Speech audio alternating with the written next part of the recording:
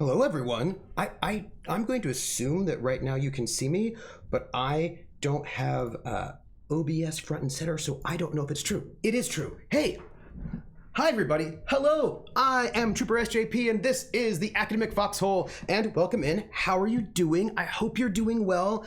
There's a lot going on in my mind. There's a lot of things I want to share with you before we start playing. I should tell you that today we're playing. This is our Thursday Mac game time where we play Mac games, and we're playing Wandersong, which is one of the nominees for excellence in narrative by the IGN, the Independent Game Festival, IGF, Independent Games Festival for 2019, which is sort of last year, but you know, it's still here, it's still around. I should probably put this with all of these things down here. I have things I want to share with you. I have a lot of things that I want to talk to you about, everybody. Like, there's a lot going on that I want to talk with you about before we start gaming. But before we go further, hey, Verum and Skabanak and Iffy, Barantor, Krellin. Trooper asks Krellin, did you know that there is a mod out for Crusader Kings 3 already that transforms the game into VTM Dark Ages? Really? Oh. You know, Iffy, when you say no games, only tangents, it makes me think of that song Don't Talk, Just Kiss by Right Said Fred. I think it was their second single. It wasn't as popular as I'm Too Sexy, but like the lyrics were like really weird. They were like don't talk, just kiss, like let your tongue. There was like a lyric that involved the word tongue in that song, and I was like, oh, you're Helen of Troy. Oh, hey, Fiddler Omega, how are you? And Origami Shuriken. 3 hours worth of talk abouts? I don't know, but I have some things I want to tell you. But I should say, like, you know, our name game. That was one of the things I want to do. I wanted to sing the name game for people. And so, the name game. Come on, everybody. I said, now let's play a game. I bet you I can make a rhyme out of anybody's name. The first letter of the name. I treat it like it wasn't there. And then a B or an F. Or an M will appear. And then I say bo at a B. Then I say the name. Then banana, fanner, and foe. And then I say the name again with an F, very plain. Then a fee, fi, and a mo. And then I say the name again with an M this time. And there isn't any name that I can't rhyme. A frithial, boba, banana, fanner, fo, frithial, fee, fi, mo, frithial. A frithial, Pope World Build. Pope World Build, banana, fanner, fo, World Build, fee, fi, mo, mope World Build. Pope Word Build. Woo! Also, I could have just said Pope, and that's also good because like one syllable names are also pretty fun to sing in the name game. But you know, I wanted to just like go full out. At that moment, I was feeling it. I was feeling all of it. I do owe you a name game from last week in Krellin. Krellin, Bobellin, banana, fanna, fo felon, fee, fi, mo, melon. Krellin, the felon melon, the melon felon. Krellin, the melon felon.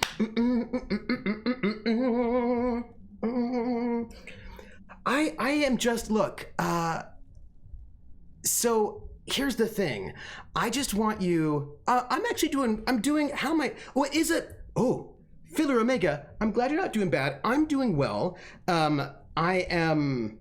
I've got a lot to do, but I just got a bunch of ideas which I want to talk to you about, and so I'm really excited right now, and I've been messing with things, and there's no Critical Role today, so we'll not be hosting, but I will be, once we get off stream, I'm going to eat some Chinese food, and then I'm going to go and like work on some of the stuff that I'm doing so I can get ready for game tomorrow. Got things on the hopper. I got things on the hopper.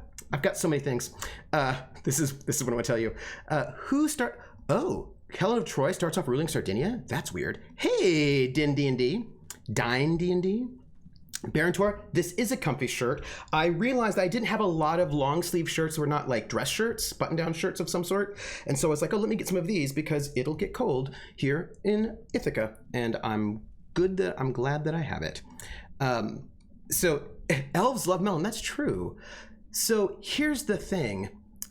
Yeah, no, there's no. I don't believe that there is a critical role today because I think they made a tweet about it.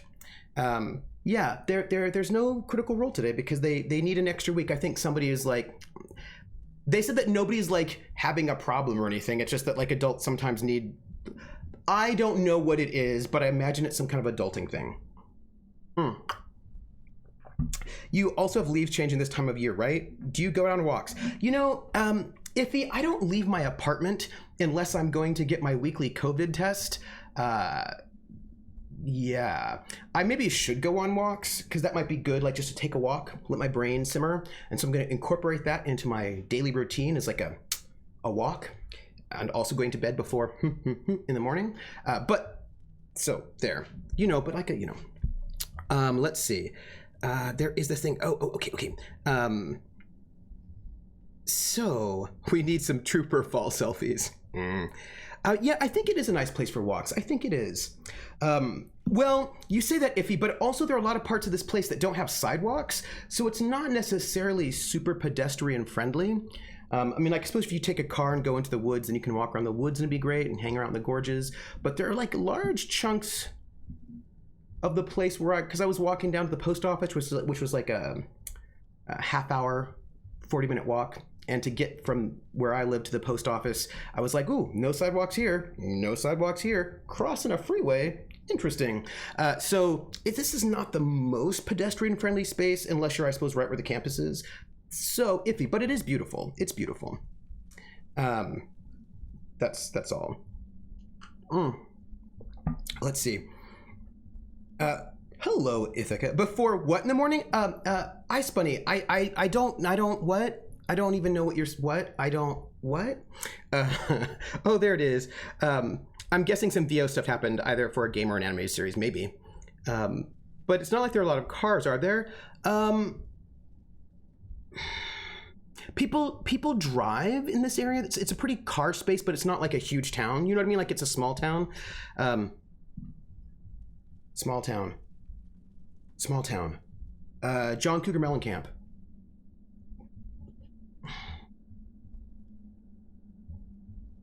My baby, she's a small town. Oh, I'm sorry. I'm trying to like. I've got a song at the edge of my brain right now. Yeah, I do need a hoverboard, Coldrake. This is true. I mean, earworm. It's Oh, you know what I'm thinking of? I'm thinking of this song by Sweethearts of the Rodeo. Midnight Girl, Sunset Town. That's the song I was thinking of. I was born in a small town. Mama was a farmer's wife. We knew everyone for miles around. We lived here all our lives. They say the old ways are still the best, but I cannot deny it. But I just can't get no rest, 'cause it's just too quiet. And there's one stoplight blinking on and off. Everyone knows when the neighbors cough. They roll up the streets when the sun goes down. I'm a midnight girl in a sunset town. I'm a midnight girl in a sunset town. Anyway, that's a Barontor! Wait! Oh, Barontor! Stop! Mrs. Barontor is singing along? Thank you, Verum. That's the other one I was thinking of. See, the problem is right now I've got John Cougar Mellencamp and also Sweethearts of the Rodeo happening simultaneously in my head. I was born in a small town, and I live in a small town. That's right, that's what it goes. I was born in a small town, and I live in a small... I've got this other small town song in my head, and it's throwing off my John Cougar Mellencamp, but I also really like that one too. Okay, I've got to share the story. Tell Mrs. Barontor to pay attention. She doesn't have to. She can do what she wants. She has her own agency. But there's a story that she might find interesting. This is all I'm trying to say. So what happened was that when I was stationed in Korea, there was this country bar I would go to, the Silver Star.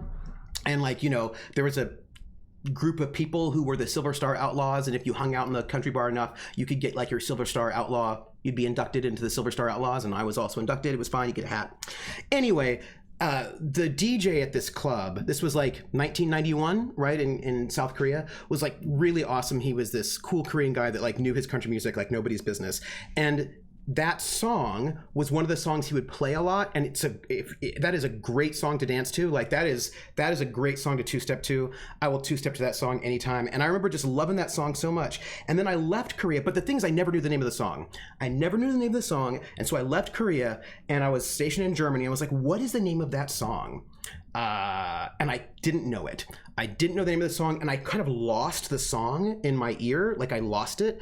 The only thing that I remembered of the song was an incorrect memory, but it was the lights come up when the sun goes down. That's the only thing I remember. The lights come up when the sun goes down. And I remembered that it was like by a duet, two women, and that I think they did really well at one point in time with the CMAs, and I just had that. That's all I had. And I would go around to people, like whenever I went to a country bar on base or anywhere, I'm like in Germany and wherever I'm at, I'm like, do you know this song? To the DJ, the lights come up when the sun goes down. By the way, those are not the actual lyrics, but that's the only thing that I could remember. And like people would be like, nope, don't know it. And I was searching for years to find the name of this song because I couldn't find it. And I love this song, but I didn't have it. And I remember I was at one of these country bars on base in Germany at one point in time. And I just like went up to the DJ and I was like, hey, I've been searching for this song ever since Korea. Do you know the song? The lights come up when the sun goes down. It's like a duet, two women. They did well in the CMAs at one point in time. I don't know what year it's from. Do you know it? And he's like, have a seat. And I just sat there and I sat there and I sat there and I waited, and he's playing all his music, and all of a sudden the song comes on. And it's, they roll up the street when the sun goes down. So it actually was not what I thought it was, but there was the song, and I ran up to the DJ and I was like, DJ, you saved my life. What is the name of the song? Who does it? And then, of course, and now I have the CD because I love that song so much. That's a good song. And I think one of the singers was married to Vince Gill, maybe. Anyway, yeah. She said that Baron just said it. Like one of the yes, thank you. That's right. And Vince Gill was like, for those of you who don't know country from the 90s, like late 80s, early 90s, like that, there's a particular country era that's like the second half of the 80s and into the 90s. There's like, it's kind of like a space. If those of you who don't know that era of country music, Vince Gill was like the hot country singer. This is before we got to the hats and hunks era of like the full-on 90s. He's like a little bit earlier, and he was like the hot country singer because he didn't wear a cowboy hat, and he wore like very like he wore like kind of fancy jackets. You know, he was like wearing, he had a kind of a vaguely 1950s country sort of dressing style. Anyway, that was Vince Gill, and his wife was like awesome. That's all.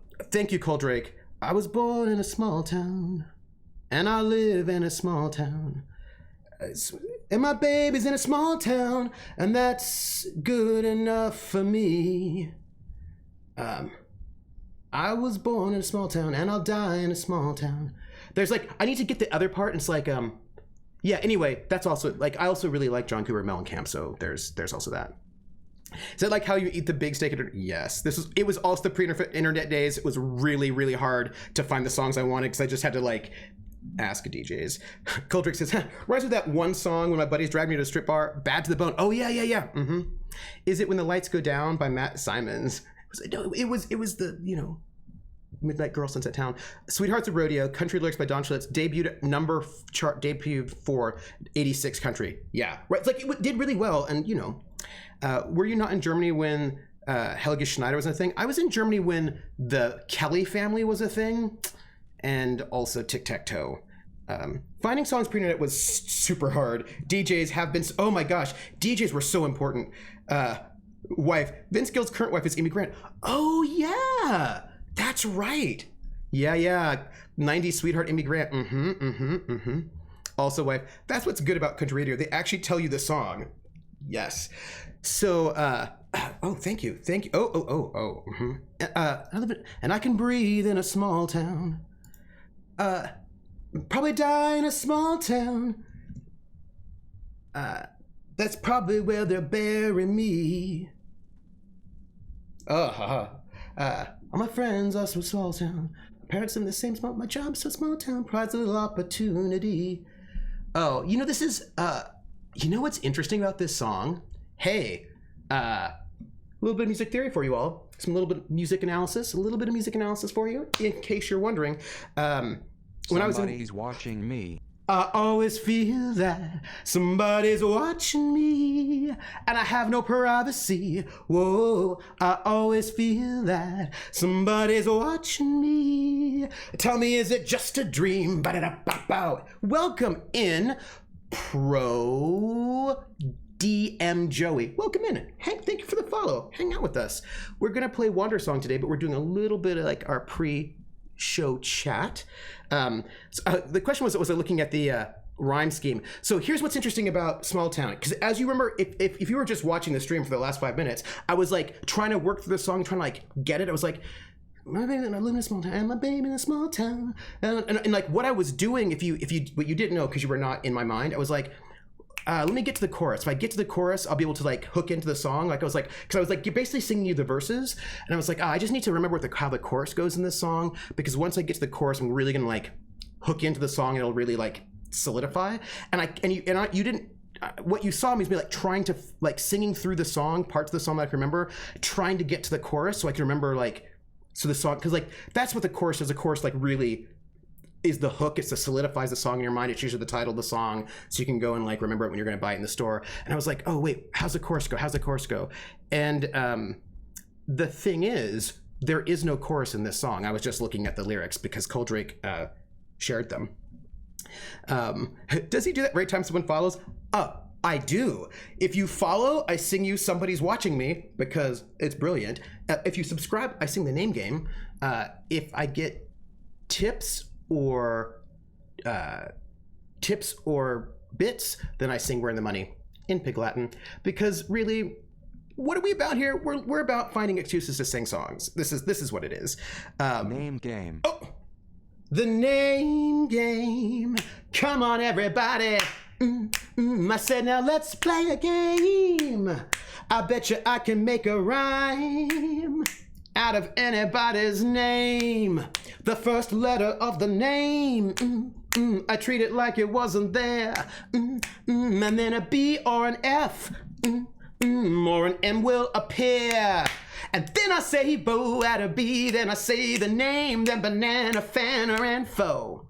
And then I say the name again with an F, very plain, then a fee, fi, and a mo. And then I say the name again with an M this time, and there isn't any name that I can rhyme. Pro DM Joey, bo DM Joey, banana, thanophobe, DM Joey, fee, fi, mo DM Joey. Pro DM Joey. Do I want to put the R in there? Do I want to add? Do I want to keep the R? So if I did, I'd go Pro DM Joey, bo bro DM Joey, banana thana fro DM Joey, fee fi mo DM Joey, Pro DM Joey. Mro's hard to say. Thank you for the sub, Pro DM Joey. Thank you very much. Thank you. That's awesome. Yes. That makes me excited. Ro. Yeah, yeah. So, okay, that's what I love about my wife, Trooper. She has excellent memory, but I don't. So I can remember a bit of something, and she's able to recall it. See, that's good. Come for the cute video game, stay for the awesome chat. Yes. Coldrick says, for decades, I could hear the first few notes and whistle the tune. I totally stunk at titles and creators. Now I can barely remember some, barely. Okay, look, so here's the thing I need to tell you this, right? So this song, I was trying to remember the chorus for Small Town by John Cougar Mellencamp, but it has no chorus. And I was like, oh, that's interesting. And I can tell you what that means, because it means something if you don't have a chorus in a song. So most songs that we have nowadays have verses and choruses, and usually maybe a bridge, a couple of sections, like, when, like, if you don't know, the verses usually have the same melody as themselves, but different lyrics. And then the chorus usually has the same melody and the same lyrics. So, right, you're gonna get, and usually what happens in a song is the chorus advances the story, of the song, and the verses advance the story of the song, and the chorus is usually where the title is. It's the big hook. It's the thing that you remember, right? So like, and because it repeats all the time, it's a little bit ambiguous. Like it has to, like a good chorus can be reinterpreted in slightly different ways depending on what the verses are before it, you know. But like in "I Love Rock and Roll," right? The chorus is "I love rock and roll." I love rock and roll. Come and take it, put in a dime in the jukebox, baby. I put another dime in the jukebox, baby. I love rock and roll. Come and take the time and dance with me. Right, so that's your chorus, right? But the verses, right, tell the story, right? The verses are, because that is like, there's not a good story there, but the verses are, you know, like, I saw him dancing there by the record machine. He must have been about 17. The beat was moving strong. They played my favorite song. The next thing, so anyway, right? So you got the verses that tell the story, the choruses that are the hook, right? Oh yeah. Oh, I do have ideas to share. So I love Rocky Road, by the way, is so good. Also, Hey Ricky, like early Weird Al. So that's like the setup of the songs that we tend to deal with now. Like I think that became kind of the basic standard pop music formula post World War II, right? So like once we get to like post World War II, really in the 50s, it kind of solidifies, and the kind of structure that we use now is what we have. But there are other forms of songwriting. There are other ways to put songs together, and what this song is here's the thing. No, there is one thing that changes sound. All right, so the song Small Town, right? I was born in a small town, and I live in a small town, probably die in a small town. Oh, those small communities. Verse 1. All my friends are so small town. My parents live in the same small town. My job is so small town. Pride provides little opportunity. Verse 2. Educated in a small town. Now we're getting 3 verses in a row with no chorus. Taught to fear Jesus in a small town. Used to daydream in that small town. Another bold romantic, that's me. Verse 3.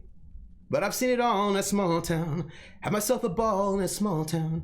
Married an LA Dawn, brought her to this small town. Now she's small town, just like me. 4th verse. That's 4 verses, right? And then we get this one section of the song, which is different.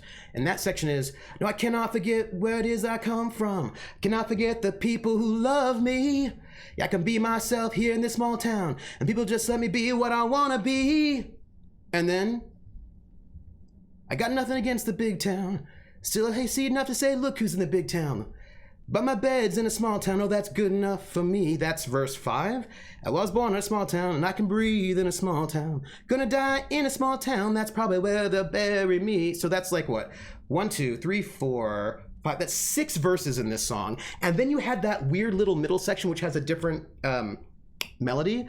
So normally, somebody who's not me might say, oh, that's the chorus, right? Because the minute you get a shift, there's a chorus. But that doesn't work as a chorus, though. And the reason why it doesn't work as a chorus is because it only happens once. Like, it only happens one time. Choruses repeat. And that is never repeated, so it's not a chorus.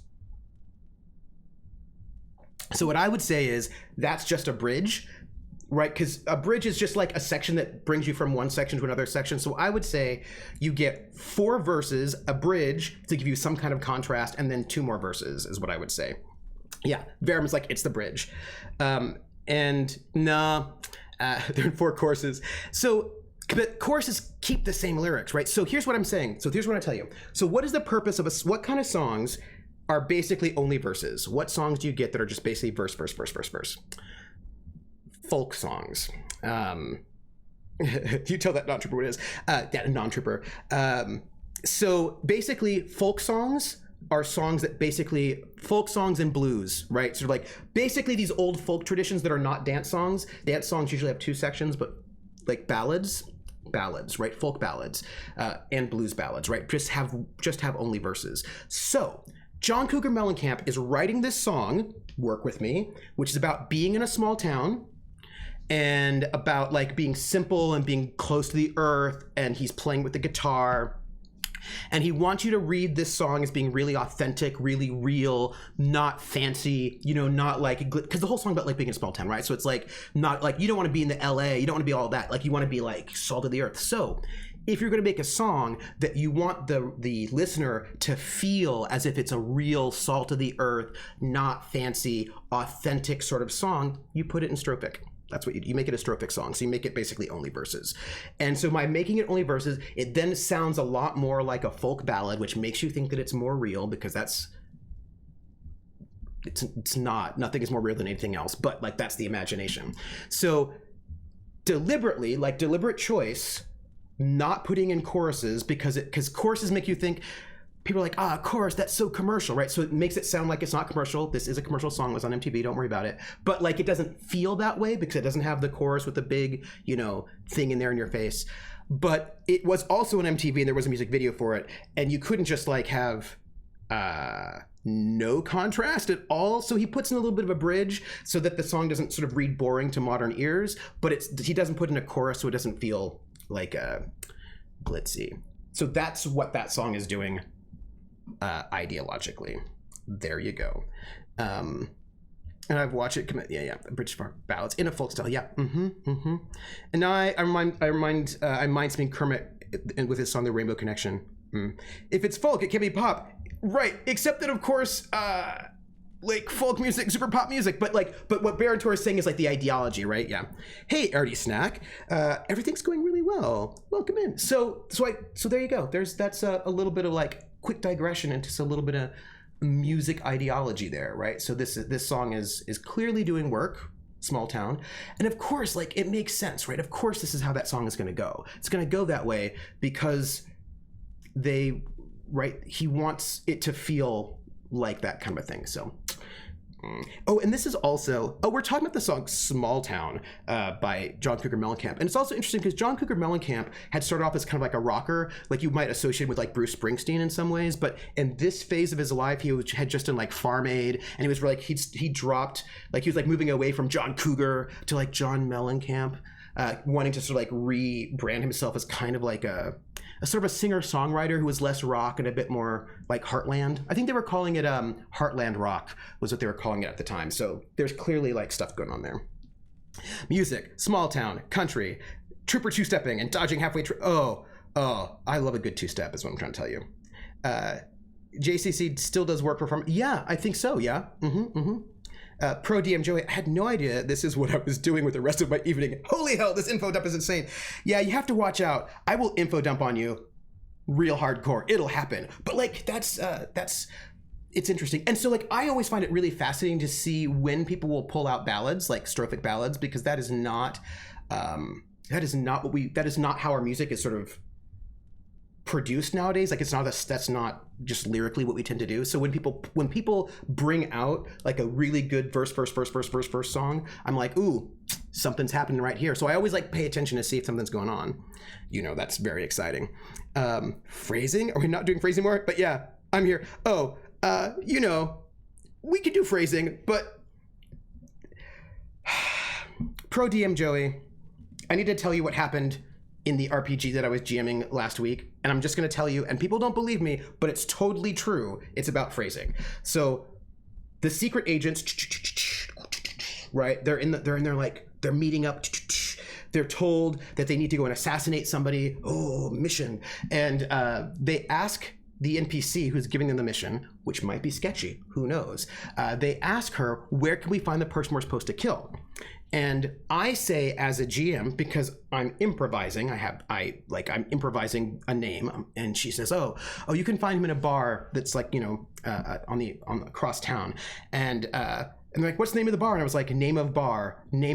And in my mind, because fantasy, I see a small because I wanted like a small pub in my mind. I was imagining when I said that like the agent, the person they have to kill, is hanging out in a bar. I was imagining a really small, smoky bar in like a neighborhood in Paris, but like not like a big one, but like a small kind of local-y, divey kind of a bar. And so that's what I was imagining. So I needed a name that would sort of evoke that. And then I see an image in my mind, because I see images in my mind a lot, and it's like a small kind of bar, and outside of the bar, there's like a sign, like an old kind of like faux medieval sign that has the big rooster on it.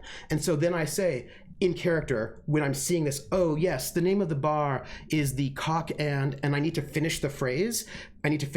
Cock and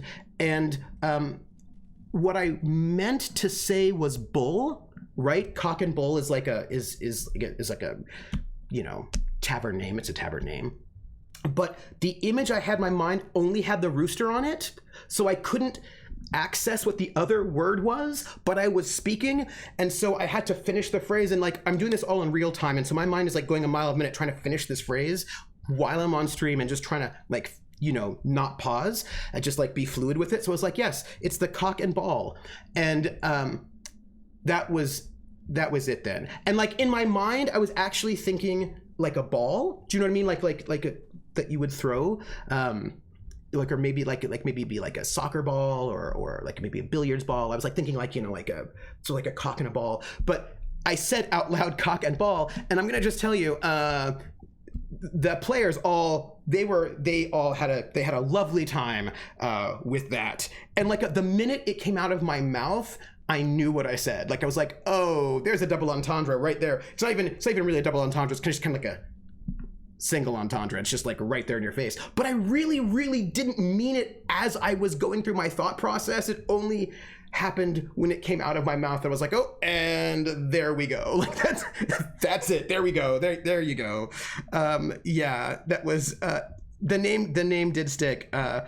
It was like, yeah, right, the rooster and the golden ball, right? Like this is what it was. Yes. The Battle of the Ballad of Norns Coldrick. Yes, that's another one. Like, so you're gonna get like also the Ballad of the Green Berets is also like, so there's a bunch of these ballad songs that will do that. Thank you, Scabbynack. It might have been my unconscious being mischievous. It was like my brain just like, and the thing is I'm often but it was the cock and ball singular. It wasn't the cock and balls, it was the cock and ball singular. Although the players just decided that they were gonna pluralize that or talk about it. And it was just like, it was the scandalous billiard hall. It was amazing. And I was like, well, this is the name of it. Like I said it, we're done. Like, like it's now the world. Funny story, says Jer. I named a tavern in my game the Cock and Bulls 2 years ago. Ooh, nice. Famous last word. What I meant to say, but like once you say it, you can't take it back, because now Cola says everything. Real-time thinking, innuendo, patricide. Yeah. Phrasing, and the name stick. Oh, you're working on an alien hack. Oh, that's interesting. I wanted to tell you the thing I was going to tell you. It was like 10 minutes of dick jokes is what happened. It was, and I didn't even mean it. It wasn't like I was serving it to them on purpose. It's just regrets. But I was like, you know what though? It is what it is. I'm just gonna deal with it. And there you go. Rooster and ball in your face. Pete Pro DM Joey said, I have a tavern called the Ball Tie. I understand. I know, like what can you do, It's a billiards lounge. Yeah, like I understand, like, and it's billiards and bar. Yeah, I'm just saying, right, that sometimes it's just not what's in your brain, and then you say it out loud and you're like, oh yeah. So this is what I'm gonna tell you. I have been I've been working on stuff, like often, like not in a concentrated way where I was like, I'm gonna go and spend an hour working on game right now, but more like, I'm here at the computer and I should be doing lots of stuff. Let me do too many things at once. But there are a couple things I want to do for City of Light and Shadow, and I wanted to share one thing with you, if I can get this right. Guess what I did? I'm working on my audio setup to see if I can get things working. This will now work for you all, but I have to press a couple buttons to make it work. I need to swap this out. Wait, that's not going to work for me because I need to turn off monitor. Okay, I need monitor off for that because we don't need that anymore. Close, okay. Okay. You can still hear me. Everything should be fine. right? Everything's fine. You're hearing me. It's all cool. So I have, hey, Vio. So I have this thing that I've been like kind of obsessing about a little bit back. Because look, all right, I want another donate to get radios kind of thing. They can help them. Oh, Coldrake, I have an idea. Which maybe I'll tell you right now. Well, in like 2 minutes before I tell you this thing, I might spill it. So, I've been a thing that I really like to do when I'm running a sandbox game, especially when it's going to last a little bit longer. And now we're in season 2 of City of Light and Shadow, so now I want to incorporate this thing that I really like to do into the world now, because like I'm season 2 of my game, I want to add stuff, and there's this thing that I really want to do. And Critwitch, it does have something to do with the communists. Oh yes, Critwitch. Why have you gone into my brain, Critwitch? How I feel like you know me too well. Or I'm yes, Critwitch. It does indeed have something to do with the communists.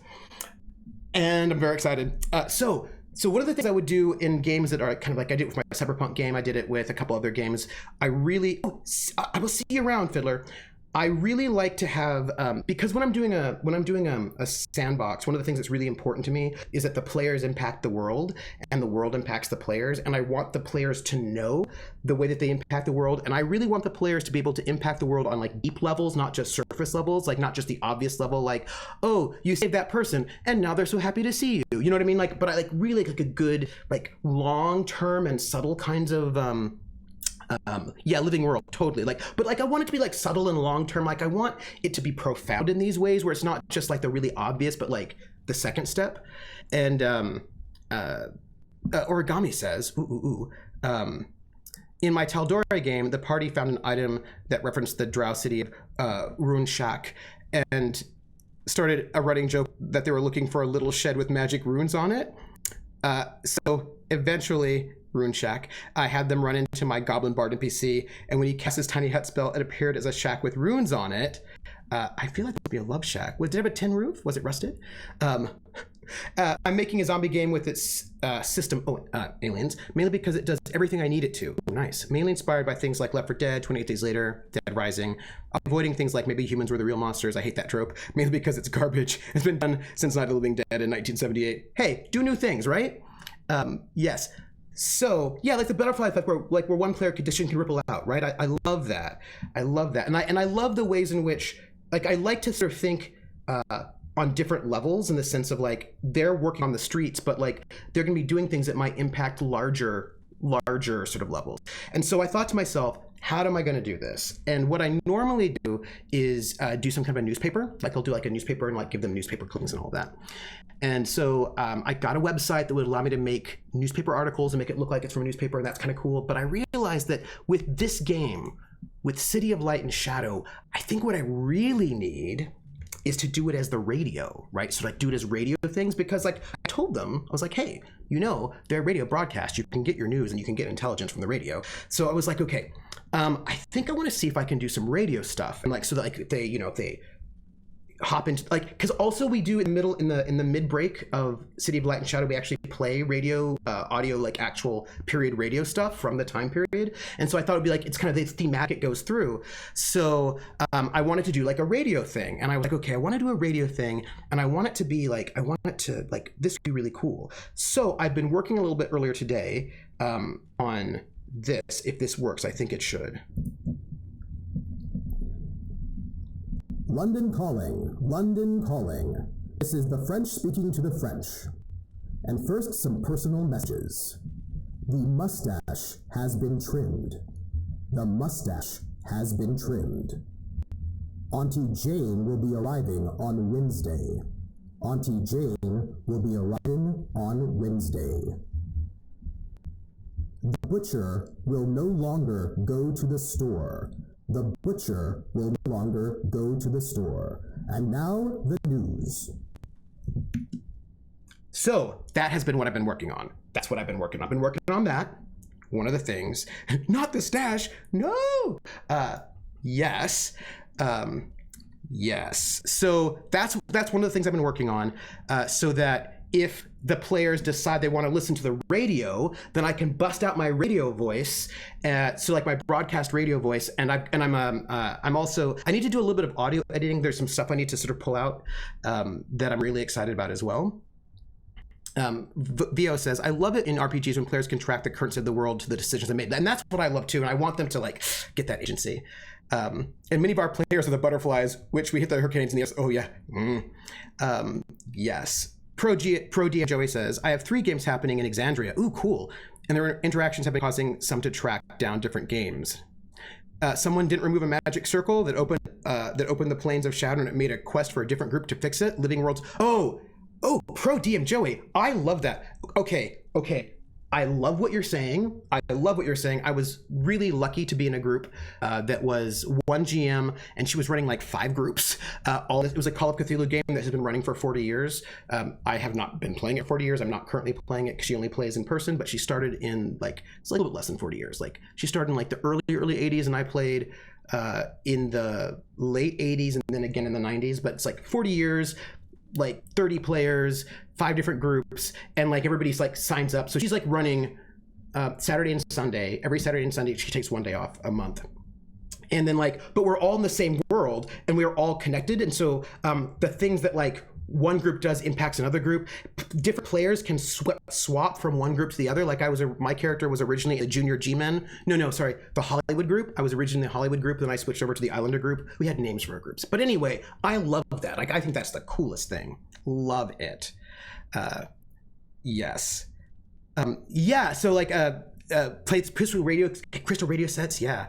And Origami Shurikens, I'm running a new campaign with the same players, and one of them has a turtle named Rune Shark. Yes. Have you played actual speeches by Allied? I have in ArcDevi. During the breaks, during the 10-minute break at the intermission, I play period radio pieces. And I try to make sure that the radio pieces, because I have downloaded a bunch of World War II stuff from the year 1941. So I try to make sure that the radio broadcast that I play in the intermission is as close to the actual date of where the game is as possible. The only problem is that our game moves a little bit slower than real life. So like, we ended on the 25th of July 1941, and we're going to pick up also on July the 25th because we ended up like 7:30, 8 o'clock at night on a Friday night, and we're going to pick up and it's still going to be Friday night in case they want to do stuff. So we don't always, I try to keep it coordinated, but we'll see how it goes. Right? Yeah, it's got some compression, also some distortion on it. What is it got on it? Let me see. Hold on. It's got some distortion, it's got some amplification, and it's got a couple of filters on it. It's not really compression, so they've got a couple of I feel like there's a high pass filter on there to emphasize a couple of things, to sort of also even the lows, to sort of give it that particular sound.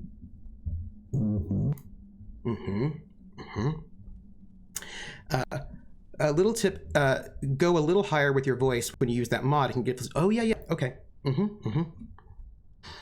Yeah, and I just to make sure. Yeah. Yeah, no, Vio, it's a single cohesive game. It's one of the longest running games, I think. I think she was interviewed about basically being the DM for one of the longest running games probably ever. She's the woman who wrote the module Beyond the Mountains of Madness. If you know that. Beyond the Mountains of Madness is like a really, really famous Call of Cthulhu module. Mask of Nyarlathotep is one, but Beyond the Mountains of Madness is another one, and she wrote that with her husband, and she was my GM, and she was awesome. Pro DM says, yeah, that's what I've been doing with my universe. I have 8 total games happening in the same universe across 3 different worlds, and they've been affecting themselves. Love it. Someone in Exandria gave a tuning fork to an ancient hag who can now use it to go to a world where devils have never interacted before. I'm still figuring out what they're doing there, so that's amazing. Origami says, Trooper, did you hear I did a flashback one-shot my Dark Matter world that might actually be partial canon for the campaign? No, that's so cool.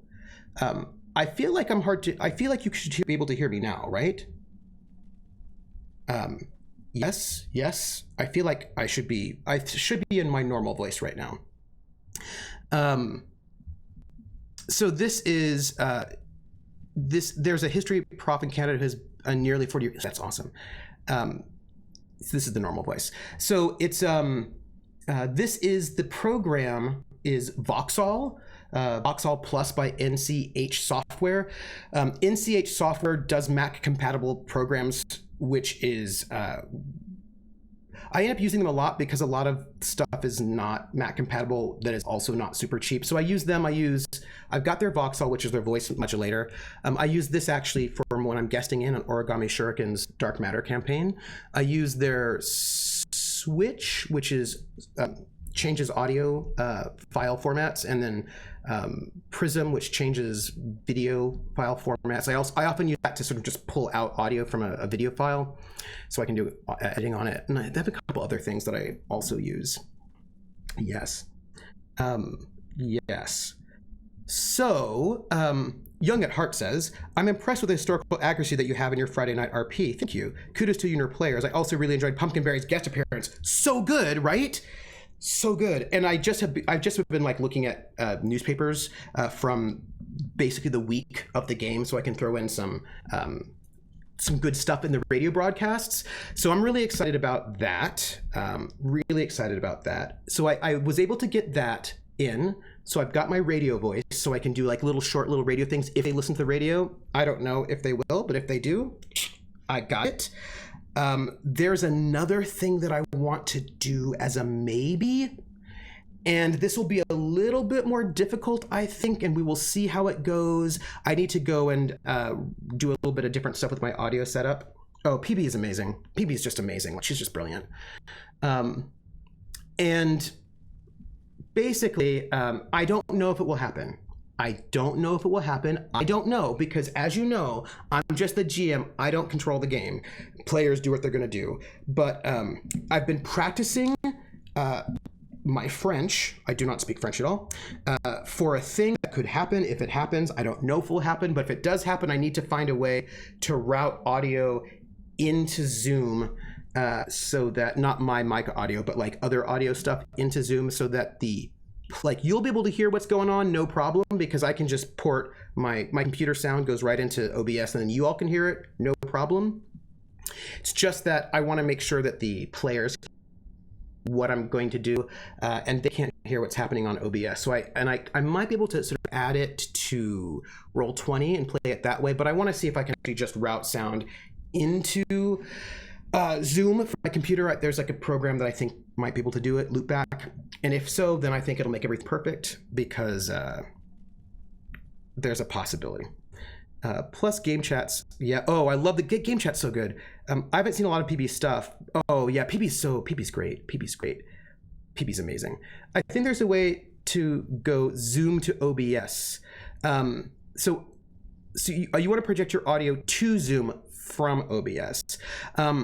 Actually, it can be just from my computer as well. I just need to go from my computer into Zoom, and so like some kind of like a virtual mic, and I think Loopback will allow me to sort of create a virtual instrument that could take what's happening in my desktop audio and move into Zoom. So I think that I need to, if I can do that, then I think I've got it, basically. Oh no, your turn, my turn. Oh no. I hope that everything, yeah, there are apps that add a virtual patch cable. So I think that that's what I'm going to be playing on right now. Loopback Audio is the program that I would use. It's not free. I'm currently using like free, not sophisticated things to make everything out. I'm using not Soundflower, but I'm using I Show You Audio. But I think I'm gonna go and try out to see if I can get this to work under Loopback Audio, because if I can get Loopback to work, then the players can hear the audio that I want to play. Now, I could always do it through Roll20, but I could just like port the file up into Roll20, but I think that it might be better if I do it straight from my computer. And this is like a little bit like this needs to be precise. I don't want any kind of lag, so I'm gonna try that out. I think you need an XLR with multiple channels. And actually, I don't think I do. I think I can just use Loopback. Maybe. Hold on.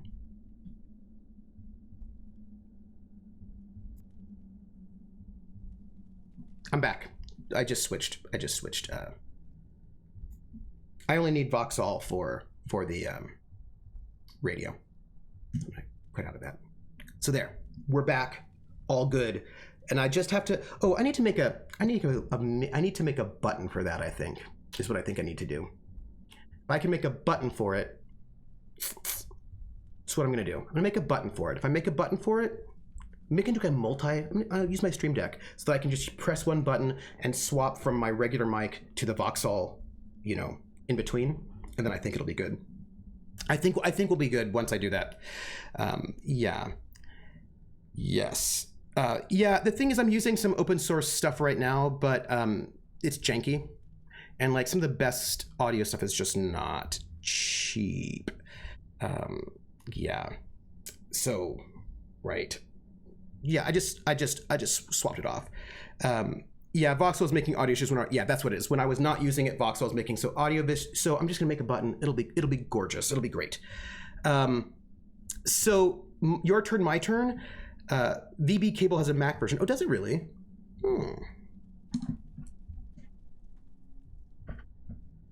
I'm gonna check that out because if they have a Mac version, that's awesome. Stream Deck has a voice mod app that may help. Huh. Really? One of their add-ons? Stream Deck. I'll check that out. Voice app. Voice app. I'm gonna check that out. Thank you. Thank you. If Stream Deck does, I'll check it out. I'll see. Because it could be good. But thankfully it was, so here's the thing. So wait, your turn, my turn said something, and I'm gonna get back to it. Oh yeah. So your turn, my turn, I hope that the thing that might happen that I might be able to do, depending on how it works, that I've been working all the stuff on, that I wanna make sure I can do the audio swapperoo for. I mean, if worse comes to worse, I just upload the file to Roll20. That's, like, the only problem is what I'm gonna do is I'm gonna try uploading it to Roll20 and then do a test record through OBS to make sure that there's no weird lag and that everything actually sounds right and there's not like any kind of a gap, because that would be terrible. That would be the worst. So hopefully your turn, my turn, if this thing happens, which I don't know if it will, because it is not in my control, and it would be a thing that I would do, but it really depends on the players, If it happens, I hope that it does not get muted by YouTube. That's what I hope. Yeah, it's bad. You don't want to do that. To do that one thing, and then they want to, yeah. Set up the voice mod app output to the Zoom. And use a different output for OBS. It may work without needing additional channels, but yeah, voice mod is available. Oh, yeah, no, actually, Dindad, I use Audacity to make, I don't know if you, like, so I put out and Iffy actually, Iffy just gave me the one for today, because I gave him, like, Iffy had like an hour turnaround. It was amazing. So I put out a tweet, like a tweet every week for City of Light and Shadow. I try to get it up either like Wednesday or Thursday. It's going to go up tonight. And it's like, it's a little tweet that has like a little image, and I don't know if you click on it, but if you click on it, there's audio, and the audio is me sort of reading like a teaser for that coming week. And I use Audacity to put basically an old time radio filter on it. So I actually, I mod the audio itself so that it sounds like an old time radio. So I actually use Audacity for that all the time. It's not the best for mixing, but if you can set up the filter in the app, it should work. OBS is like trying to pass tachyons through subspace without waking up the space demons. Yeah, I don't know if you paid attention. Let me see. I'm looking for. Do you all listen to those? I mean, I don't know if you do. Maybe you don't. But I can tell you what it sounds like because you can hear everything that's happening. Let's see. Promos. This was the promo for last session. Here, I think you can probably hear it. Give me a second. There you go. Calling all agents. Tune in next time on City of Light and Shadow. All of our agents come back together after doing their own separate missions. Prepare for fallout. Can Tango explain to Regina why he promised away 2 of her radios? How did Oscar's trip to the countryside with Jeanette go? What will Sylvie do when Colette comes a-knocking? Join us at twitch.tv Trooper SJP, Friday, 7 p.m. Eastern, to find out. Right, and that's all So I do the audio. I make the I write the audio usually right after the show's done, and then I filter it using Audacity, record it and filter it in Audacity, and then I ship it over to. When I record it, it's usually not right after the show's done, but then I ship it over to Iffy. Then he makes the little thing, and I put it in the tweets.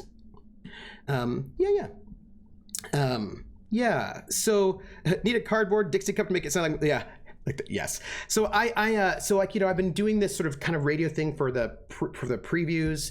I do radio in the middle of things. So I want to actually now just sort of incorporate radio-ness into the game if the players pay attention to the news, which I hope they do. Makes you sound like the announcer at the beginning of Legend of Korra. I try. And there's a thing that I hope I can do. I've been practicing my French. I don't know if it will work. I don't know if it'll happen. If it does happen, then I hope it will not be muted in YouTube in the VOD. But I've got that plan. So that's a very cool thing. And I've been working on it. Yeah, that was me. That was using my I use when I did when I did Night Witches, I used a higher voice. I still did a radio voice, but I did a higher radio voice, and I'm doing a lower radio voice for these promos because I did the same thing. I did promos for Night Witches as well, but I was using a slightly different radio voice, and I'm using it than I'm using for this one.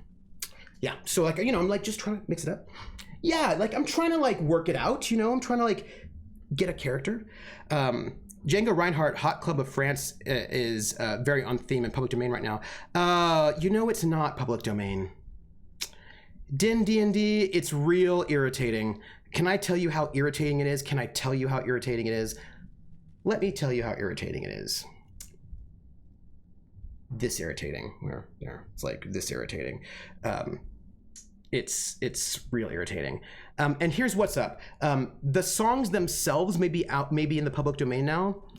Well, it depends. Actually, so in the US, we just had this new... so basically, right, the original copyright term was for 25 years. That was from publication. 25 years from publication was the original. Then it got extended to 50 years from publication. And then Disney went through a couple of lobbying things to keep expanding the copyright extension so that it will keep lasting longer and longer and longer, because 1923 is when they premiered Mickey Mouse, and they just didn't want Mickey Mouse to go in the public domain, so they just kept basically paying a lot of money, and then senators would extend copyright. And it was, I think last year, the year before, they basically stopped extending copyright. So basically now things are going to come into the public domain, but recordings are different. Recordings actually are different from the song itself. And because for reasons, I went and I looked up the current copyright law itself. I downloaded, I looked it up. And at this point in time, from the passage of this law, anything before 1923 recording wise is going to be in the public domain. And I'm currently using a song from 1920 as our pre-show music, but it only goes into effect 3 years after that law was passed. So none of the songs, none of the recordings are going to go into the public domain until 3 years after that particular law went into effect, which means technically 2021. So we're not really going to be able to get the recordings from 1923, 1924 and earlier to be really in the public domain until 2021, which is super irritating. It's super irritating. And they've also done the staggered thing where even though those songs, it's only songs from 1923 and earlier that will come into the public domain in 2021, and then songs from 1923 to 1950 something will now have and it's basically 70 years after the death of the performer or blah, blah, blah, blah, blah. So there's going to be a bunch of things that are not going to come into the public domain until 2068. They're going to have 110 years on them. It's just really irritating. It's just really irritating. Yeah, it's really irritating. This is recording. It's recording copyright. Did you ever talk to a lawyer about your videos? I've got 2 lawyers in my tabs, and I haven't talked to them yet, but I need to, because I really want to do more music streams. I mean, can you copyright something like Snow White? It's a folktale. At best, a Disney representation of it would be considered performance of the work, not the work itself. So here's how that works. Your turn, my turn, because they... So you could use a story about Steamboat Willie, yes, but you couldn't use a mouse in it because that would violate trademark. But you can use Steamboat Willie, I think. So there's some kind of like weird stuff. Like you could use Steamboat Willie. It's creepy, right? Yeah, so what they do is...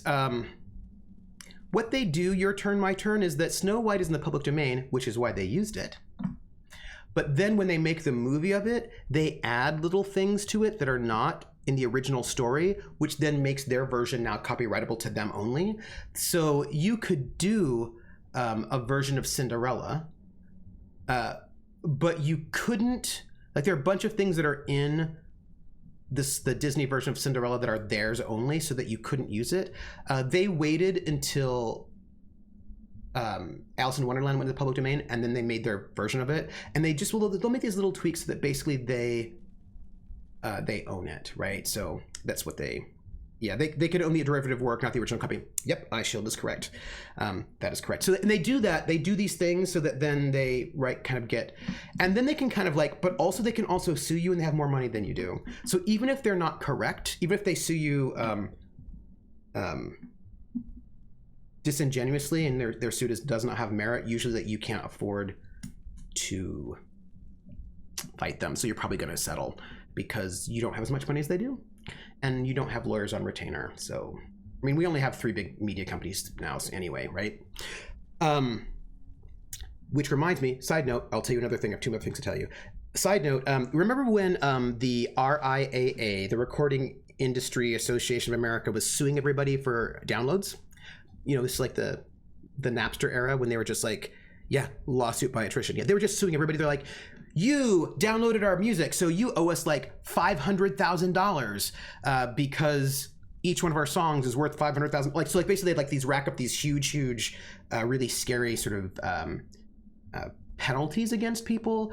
And the people that they were suing for downloading songs or, you know, file sharing did not have RIAA money, and so they they would always settle, right? They would almost always settle out of court, which means that the RIAA is basically keeping like no precedent, like, so nobody ever ruled against them, right? Because people would settle out of court. So they'd like, right? So they're doing this thing.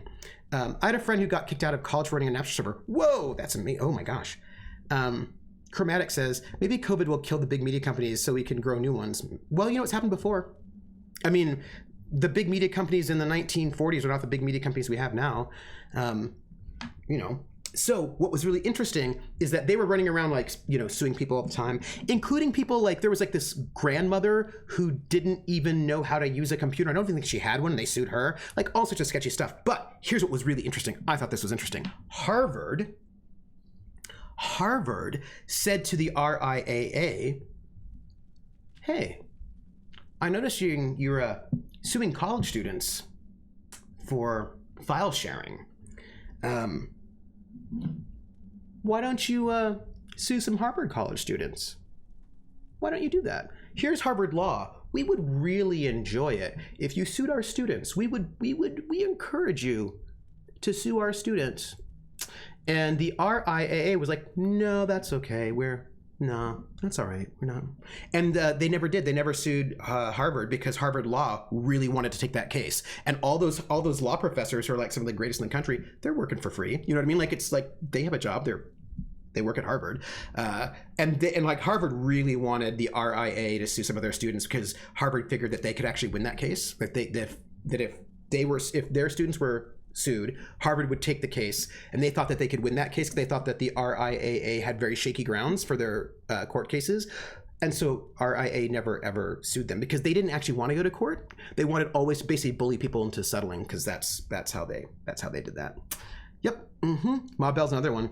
Yeah, the school had an amazing new optical internet at the beginning of the year, but by the end of the year it was unusable. Coldrake says, being a comic book guy, this is just like when Captain Marvel, the big red cheese, was Captain Marvel. Yeah, And the original company went belly up, and decades later, DC bought the rights to use Captain Marvel. Then DC let the rights go away, so Marvel took the Captain Marvel name for the male alien Marvel, and later female Captain Marvel. Lots of court battles until DC decided the dude that yelled Shazam just might be named Shazam. Yeah, right. Like that was Harvard students would take that battle like a bulldog to the bone. Yes, yeah.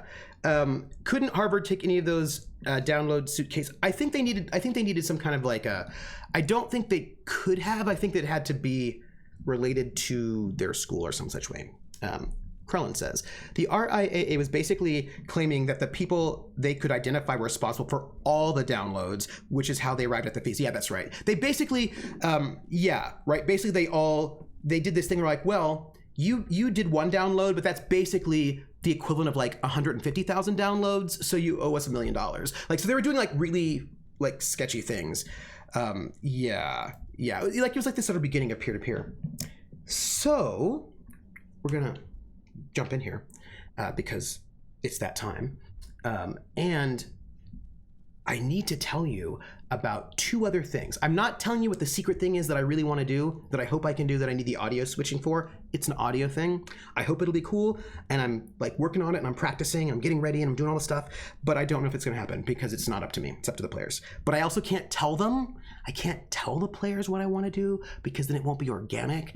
Like, we'll just have to see how it goes. It's all in the air. But the other two things I wanted to tell you, one is really short and the other is less short. And the short thing is, you want to do more things with your channel points, right? With the extra credit. And I know what the other thing is now. It's related to the other thing I was going to tell you. I know what it is. And Crit Twitch says it has to do with the communist, doesn't it? And yes, it does. It does. Trooper has already had some of those trolls hit him up with the, I'm getting copyright trolled. It's really bad. I own that copyright to some music, and having more than one making that claim for the same piece. Yeah, I'm getting this on YouTube all the time. Like basically every time I upload one of the episodes of City of Light and Shadow, I get a copyright strike for this for the pre-show music. I was using a Jelly Roll Morton song, which really should be in the public domain, but whatever. And I would get copyright strikes from like 3 or 4 different people who are like, "Oh yeah, that's ours." And I was like, "Yeah, this is this." And then I dispute the copyright strike, and most of the time they just drop it after 30 days. But like, you know what I mean? But right now I'm using Marion Harris St. Louis Blues because Sylvie sang St. Louis Blues. It's kind of like now a bit of a theme. Ooh, you know what? I could do a thing. I need to compose some music for this show. Anyway, so now I'm using a Marion Harris version of St. Louis Blues from 1920. So I thought I'd be good with that. But I'm still getting like takedown notices from like some weird aggregate company, and I'm like, dispute. But if they hold on, then I'm not going to do the second dispute, because if you do the second dispute, if you double down, you can just lose your account. So it's terrible. It's terrible. Yeah. So here's the short thing. This is what I want to do. So I have been working for season 2 on refining my pardon me. I was not expecting that. Oh, it's my friends. Bugs. Hey, Bugs. Oh, little dude's so excited. Bugs? By the way, never mind. Reminds me of that time a Far Eastern TV studio used one of Thomas Scott's videos on their show and then uploaded it to YouTube's content ID system, which caused it to flag his original video. Yeah, that happens. Or, ooh, Rissa, thank you. I'm surprised you didn't have Liz Eats Flies do a variant of a jazz blues ditty. I've got her, I did her do the theme song, but I think what's going to happen, Cole Drake, is I'm just gonna do it myself. You know what I mean? I don't have the really, really good plugins, but I'm just gonna go and I'm just gonna do it myself. I'm gonna just basically maybe compose. I need good plugins. I think I'll probably go and go back to the original sheet music and create just compose a piece for myself, like a version of St. Louis Blues, if I have time for this season. But by the time we get to like, I don't know when we're gonna, yeah. So there's that. But so we Wandersong's happening. Yeah, I forgot that we are trapped underground. We are so weird. Some guy who found the track in a crate in the local vinyl dispensary was trying to sue people for having found something that was already super popular. Yeah, no, it's terrible. No. Oh. What? The name game. Come on, everybody. I said, now let's play a game. I bet you I can make a rhyme out of anybody's name. The first letter of the name. I treat it like it wasn't there. And then a B or an F on M will appear. And then I say bo at a B, then I say the name, then banana, fan, or info. Then I say the name again with an F, very plain, then a fee, fi, and a mo. And then I say the name again with an M this time, and there isn't any name that I can't rhyme.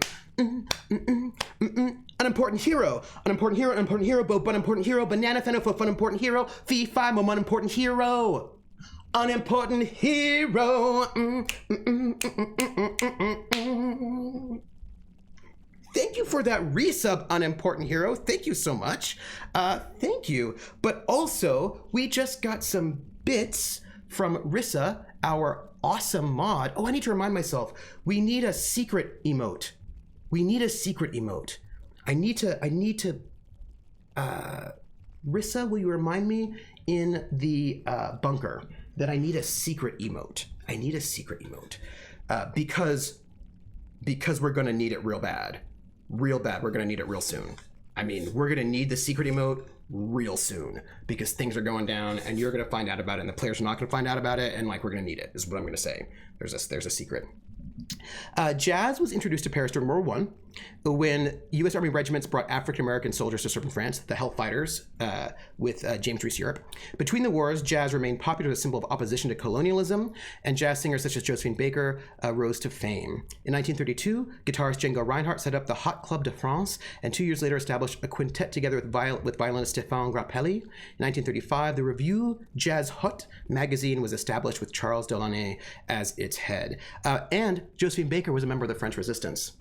By the way, Josephine Baker was a member of the French Resistance. She toured around occupied France, noting the things that were happening, writing secret codes in her sheet music, and then passing off the messages. How badass is that? What I'm trying to tell you. Yes. Right? Oh my goodness. So, good. I'm not gonna lie, most of what I know about jazz is because of the Rivers of London book series. Hey, that's fair. Kako Django, with the coolest romance ever. Oh yeah. I'm second, maybe, possibly, no. Hey, I'll put you number second.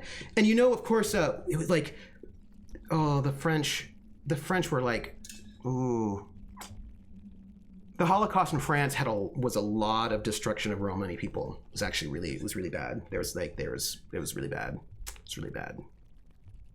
I bought a record the other day and I had to get my dad to teach me how to use a record player. Oh, hey, I remember my record players. Yeah, it was really bad. It was really bad. And like this season of City of Light and Shadow, I'm really wanting to sort of build up and build in more people and like more groups and like sort of like I thought of like season 1 as being a little bit more on the ground, and now season 2 is like opening up to sort of like larger issues as the group itself is sort of getting a bit more influence, and so I'm very excited about that. But if you don't mind, I'm going to sing We're in the Money as sung by Ginger Rogers in the film Gold Diggers of 1933 because Rissa gave us bits, and I'm going to sing it as she sang it, which means I'm going to sing it in Pig Latin. Irway and hey the anime, Irway and hey the anime, Ivway at gale at way of way at way at way exte ute at gale young way, Irway and hey the anime, Ida I skays are on say, Old man the Asian pray, we are a udre, you must stand way on rail. Ewe every eat red lansley, every red bransley, ute day. And we see the end, the order will look left, the eye right in the eye. We're in the money, we're in the money. We've got a lot of what it takes to get along. I love it. Oh gosh. I really love singing that song in Pig Latin. It's really exciting to me.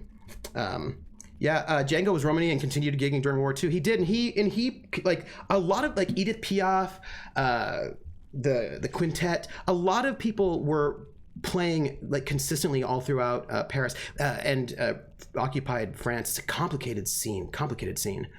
When the United States entered the war in 1941, all American music was banned, although this was difficult to enforce, and some radio programs continued to broadcast it. In general, Germans were tolerant to jazz because it was believed that Nazi propaganda would be better received if it was surrounded by popular music programs. It's actually really complicated, Coldrake, because they banned jazz groups all the time. Jazz enthusiasts helped further this jump towards jazz. Yeah, so basically what happened was that what the French jazz fans did to sort of try to get around the bans on jazz was basically they said that jazz was really French all along. So like, oh yeah, like we're actually jazz was French, so we're not doing the American stuff. This is actually like just not true. But like, so there's this like weird sort of weird moves. And also the other thing is like, so there were a number of bands that were like banned, and there's a lot of banning of jazz. Like they banned jazz, they persecuted jazz groups, they put jazz fans in concentration camps. It's real bad. But the thing about the Nazis is that they were not popular musicologists.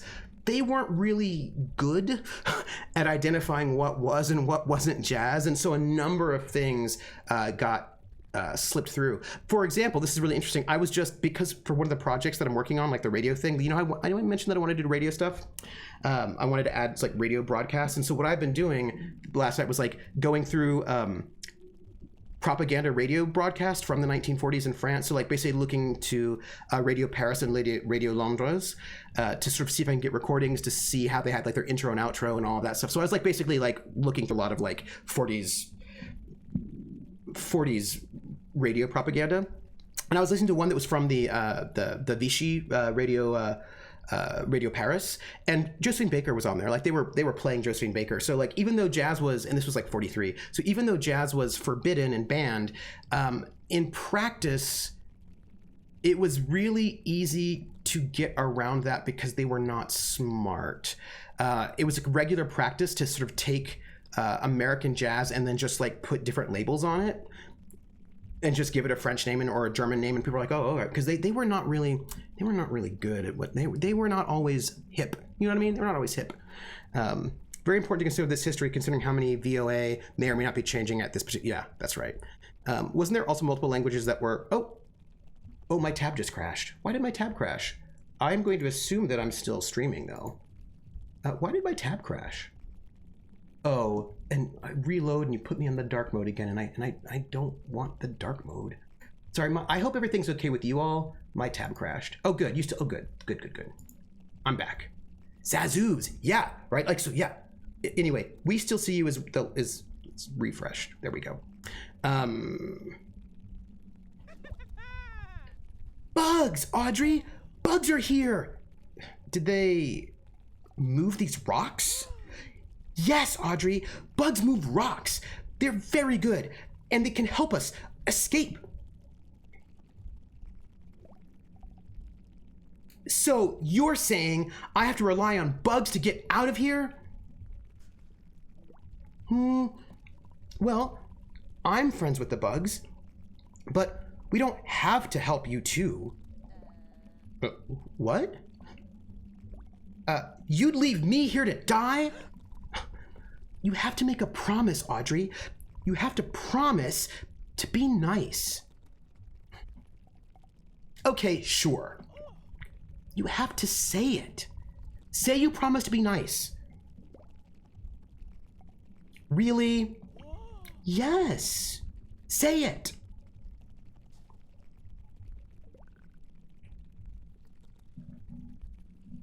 I promise to be nice. Louder! I promise to be nice! And you have to promise not to end the world. I can't. Yes, you can. That's a very normal, easy thing to promise. Look, I can do it right now. I promise not to end the world. It's not that simple. The creator of our entire universe chose me to do that. I can't just promise that away. That's not how that works. Fine. But then maybe I shouldn't help you. What? Come on. I'm serious. If I help you escape and you kill the last overseers, it'll be my fault. I could save the world right now. I could leave you here. Don't do that. That won't... Ugh.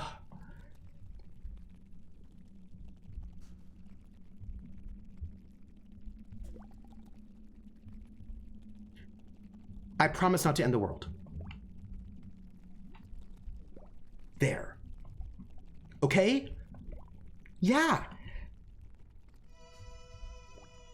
Look, Audrey. I think they're telling us to follow them. Lala is very excitable. Well, don't mind if I do. I like the mask guys. Sound very similar to some roommates I've had. After all her doom and gloom confessional, Audrey, she does need to listen up. Okay, so let me tell you about the other things I was going to tell you. So as you know, I've been sort of like writing up faction rules for this campaign. And what you don't know is I actually just tweaked them a little bit between season 1 and season 2. I decided that they had a little classical music. That they had too many stress boxes for their faction. Their faction had too many stress boxes. Their faction had like 6 stress boxes, and I was like, that's too much. There's never any pressure on them, so I reduced their stress boxes by a lot. To be fair, yeah, I am suggesting following bugs. That's true. So I reduced their stress boxes a lot, and I've just been working on some stuff in the background that I'm going to start implementing. I think if I can get everything together, if I can get the forms written up. For both Roll20 and on paper, then I will I will try to implement it next week. This will be tomorrow, is what I mean.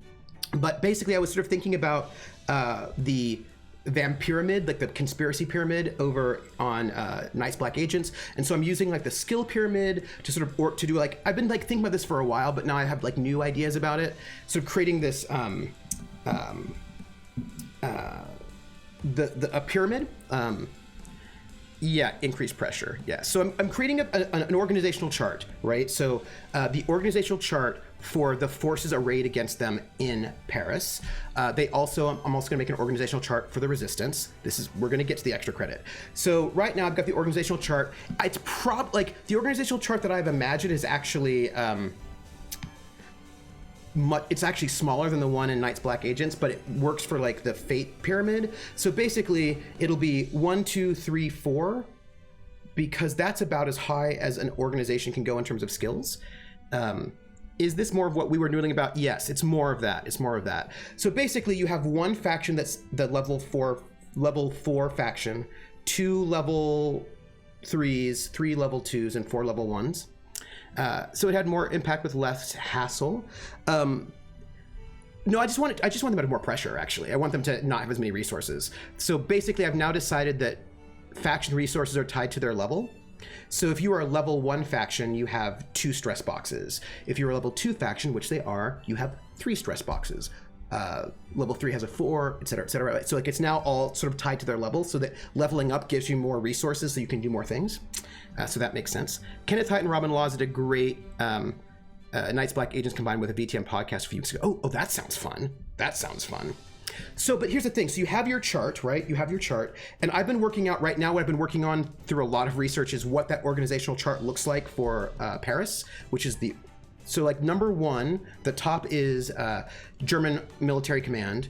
The 2 below were German military intelligence and the Gestapo, basically the SS, because it's actually the SS. The SS is sort of subdivided into the Gestapo, and the Sicherheitsdienst. Don't worry about it. But like, so the SS, state security, and then military intelligence, the Abwehr, are the 2 level 2s. The level 3s are going to be the embassy, because that was really important. The German embassy. There's an organization that's basically stealing everybody's art. That's one. And then the French police. Those are the 3. And then the 4 bottom ones I haven't completely figured out yet. Probably Radio Paris for propaganda.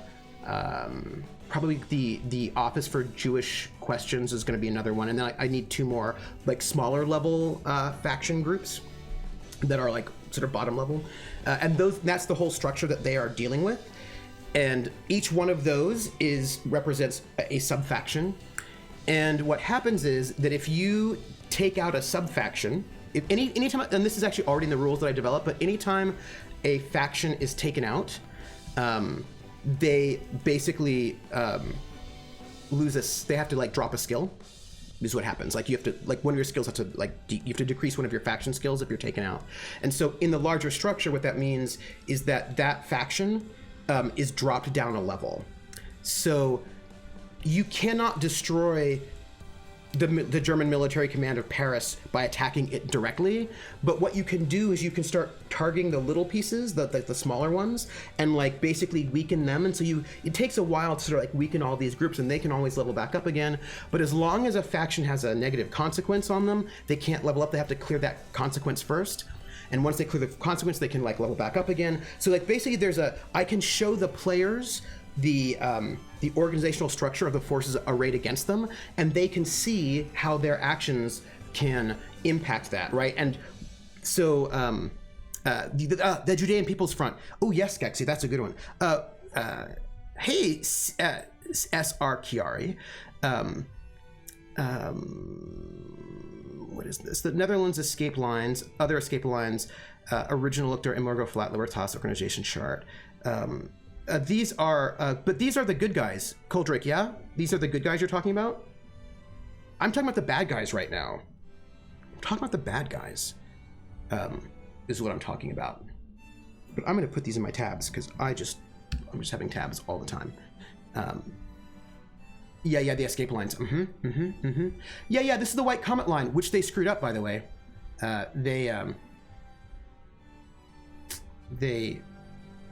Clary. Oh, I'm so sorry. Clary. They've done some bad things, our group. They've done some bad things, and they don't even realize how many bad things they've done. Like how many bad things are their fault right now. SR Clary. They've caused some really bad things to happen, and they're gonna find out about it now. It is part of the fun. It is part of the fun indeed. So yeah, these are all like good guy stuff. So I'm working on the bad guy flowchart right now, and I basically have it because it's got to be specifically the bad guy chart that is relevant to this game, right? Like to what they're dealing with in Paris. So I'm not going to have like Vichy on there, but I am going to have the Paris police on there, and probably also the gendarmerie. So and also, and the structure is how. The SR thing is, if you know, is it Shadowrun? Is it Shadowrun? Is that it? Is it Shadowrun? By the way, I'm getting organizational charts, and I'm so excited. I've got to put the French Gestapo is going to be on my list as well. So I think the bottom tier is going to be like Radio Paris, the French Gestapo, probably the Gendarmerie, and I get one more. So like I just basically, it's not Shadow. So basically, the Legion of French Volunteers. Yeah. And I'm going to get the Milice, but the Milice are not present. They're not. I might just put them in there now, the Milice, but they are not actually technically. They've not really been invented yet in 1941, so I've got to like, you know what I mean? Like I might swap them out. I might put in. There's another group that's kind of like a little terrorist group that I might swap things out because you can swap things out. So you know, I gotta work that out. But basically, I'm gonna make these organizational charts and of the forces arrayed against them. The youth that the gangsters are neutral. They're neutral. So I'm gonna have like an oppositional forces chart, a resistance chart, and then like a neutral chart. And hey, I've been in and out of chat today. It's really nice to be here with you. Oh, good, be here. Thank you. Well, the past few months have been super tough for me, and these real-time conversations have been really good for me to be able to tune into. next of kin, I'm going to do something to make you feel better. I'm going to think about it before we go. So I'm going to make 3 organizational charts, like neutral, Op 4, and then their forces. And I want them to be able to see how their actions are impacting things. So for example, what I'm going to say is that military intelligence was a 2, but now it's been bumped down to a 3 because, you know, they killed the head of military intelligence, and that's going to knock you out a little bit. And so they can see how their chart, I want to be able to give them the ability to see the big picture a little bit and to see how they're impacting the big picture. And I'm sort of working on the rules to sort of make that happen. Like, well, technically the rules that I'm talking about have already existed. Like, I already made them up like at the beginning of season 1, but I think having the chart will help them visualize it better. But I don't have educational secret handshake, but Oxford and Cambridge Press has some charts of the Polish underground. Ooh, oh. Send me a link. Will you send me a link in the Discord? Send me a link. I think you mean it was a 3 knocked down to 2. No, I mean vice versa. Yes, that's what I mean. Yes, Krellin, that is what I mean. It was a 3 knocked down to a 2. Yes, it was a 3 knocked down to a 2. Thank you. Yes. So basically, I want people to see how they're impacting things. But I was thinking about the organizational chart for the resistance, and I know what it looks like in my mind. It's really exciting. And this is like very cool. Like, I'm very, very excited about this. I'm gonna nerd out at you for a moment. So here's what I think that the organizational chart of the French of the resistors, what it looked like at the beginning of season 1 was you have like 10 boxes total, and the top box is always the leadership. So the leadership box, that number 4 is London. But at the beginning of season 1, all 9 of the other things were ones. Were ones, right? So basically, you just had the top at London at 4, and then you had 9 level 1s. That's all you had. You had 9 level 1s because none of the groups were like organized, right? That snotty noble officer, sweet. So their number, they're at level 4, and then everybody else was at 1s for level for the season 1 because you just and of course they don't know who all the other groups are because of the cell structure. They don't know who all the groups are. They could likely put some names in, but they don't. And actually, I can actually put some of them in there because I know them because I said some of them. Like they have Cyrano, they have the Tempest, they have a couple groups. But here's the thing. At this point in time, at the end of season 1, our team, Bricktops, has moved up to a 2. So they're up to a 2. So they're at that level. And I will tell you, the communist group is also a level 2. So that communist group and them are both level 2 groups. So like they're level 2s, and now there's some, there's like a bunch of level 1s, and right. So they have now moved up a little bit. So now they're a little bit more influential. The communist cell is a little bit more influential, which means if they wanted to, they could take a faction stunt to have a subordinate cell, which they could do if they wanted. So what I was thinking, so first off, I love this idea that they can actually start building up their structure till it becomes this really big, impressive thing, and they can make their way up, like, to that next level. So that's really cool. To a 3, and they can get subordinates. But here's this was the question that started the whole stream way back in the day, and the question was, what else can we spend some points on? And I'm going to tell you right now. I'm going to set up support from Moscow. Is what I'm. Yeah. Support from Moscow. I'm going to set up support from Moscow, and. Support from Moscow will allow you all to give some fate points to the communist cell so that they can make attacks against the opposing forces, right? Because those communists, they want to go and make attacks against the Nazis. That's what they want to do. They want to attack the Nazis. The knitters are 1 below the Bricktop cell. Yeah. Although it's tricky because the knitters are not yet a cell of themselves. They're probably gonna be broken up into to be support for other cells. So they have to figure out what they're gonna do with their organization. Well, shoot, I'm never spending points from London again. So basically, I want the communist cell to be able to have I want you to be able to actually also give them, you could either be London or Moscow or both, and that you can give them fate points that the communists can use to attack the Nazis, because that's what their goal is, to attack the Nazis. So these are, if you want to know why I want to do this is really interesting, right? So hey, G Streams 2, hello.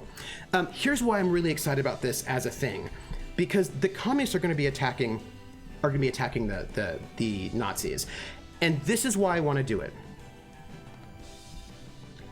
Our team, or at least parts of our team, are planning on throwing the communist cell under the bus and turning them into the Nazis. That's what they're planning on doing. In before, no more support from London, only Moscow. Hello, Schmelzer. So, like, our team is planning on throwing those communists under the bus. And I want to make that just a little bit more difficult for them. Just remember, at the bottom of the Paris resistance is one person, Luke. Yeah, at the bottom of that flowchart. And here's a Soviet leading spy. Ooh, thank you, Chromatic. By the way, put all these things in our Discord. Put them all in our Discord. This is what I ask of you, because I have already 1,000 billion zillion tabs open, and I want more because it all helps make it richer, and it makes me happy. Makes me a happy person.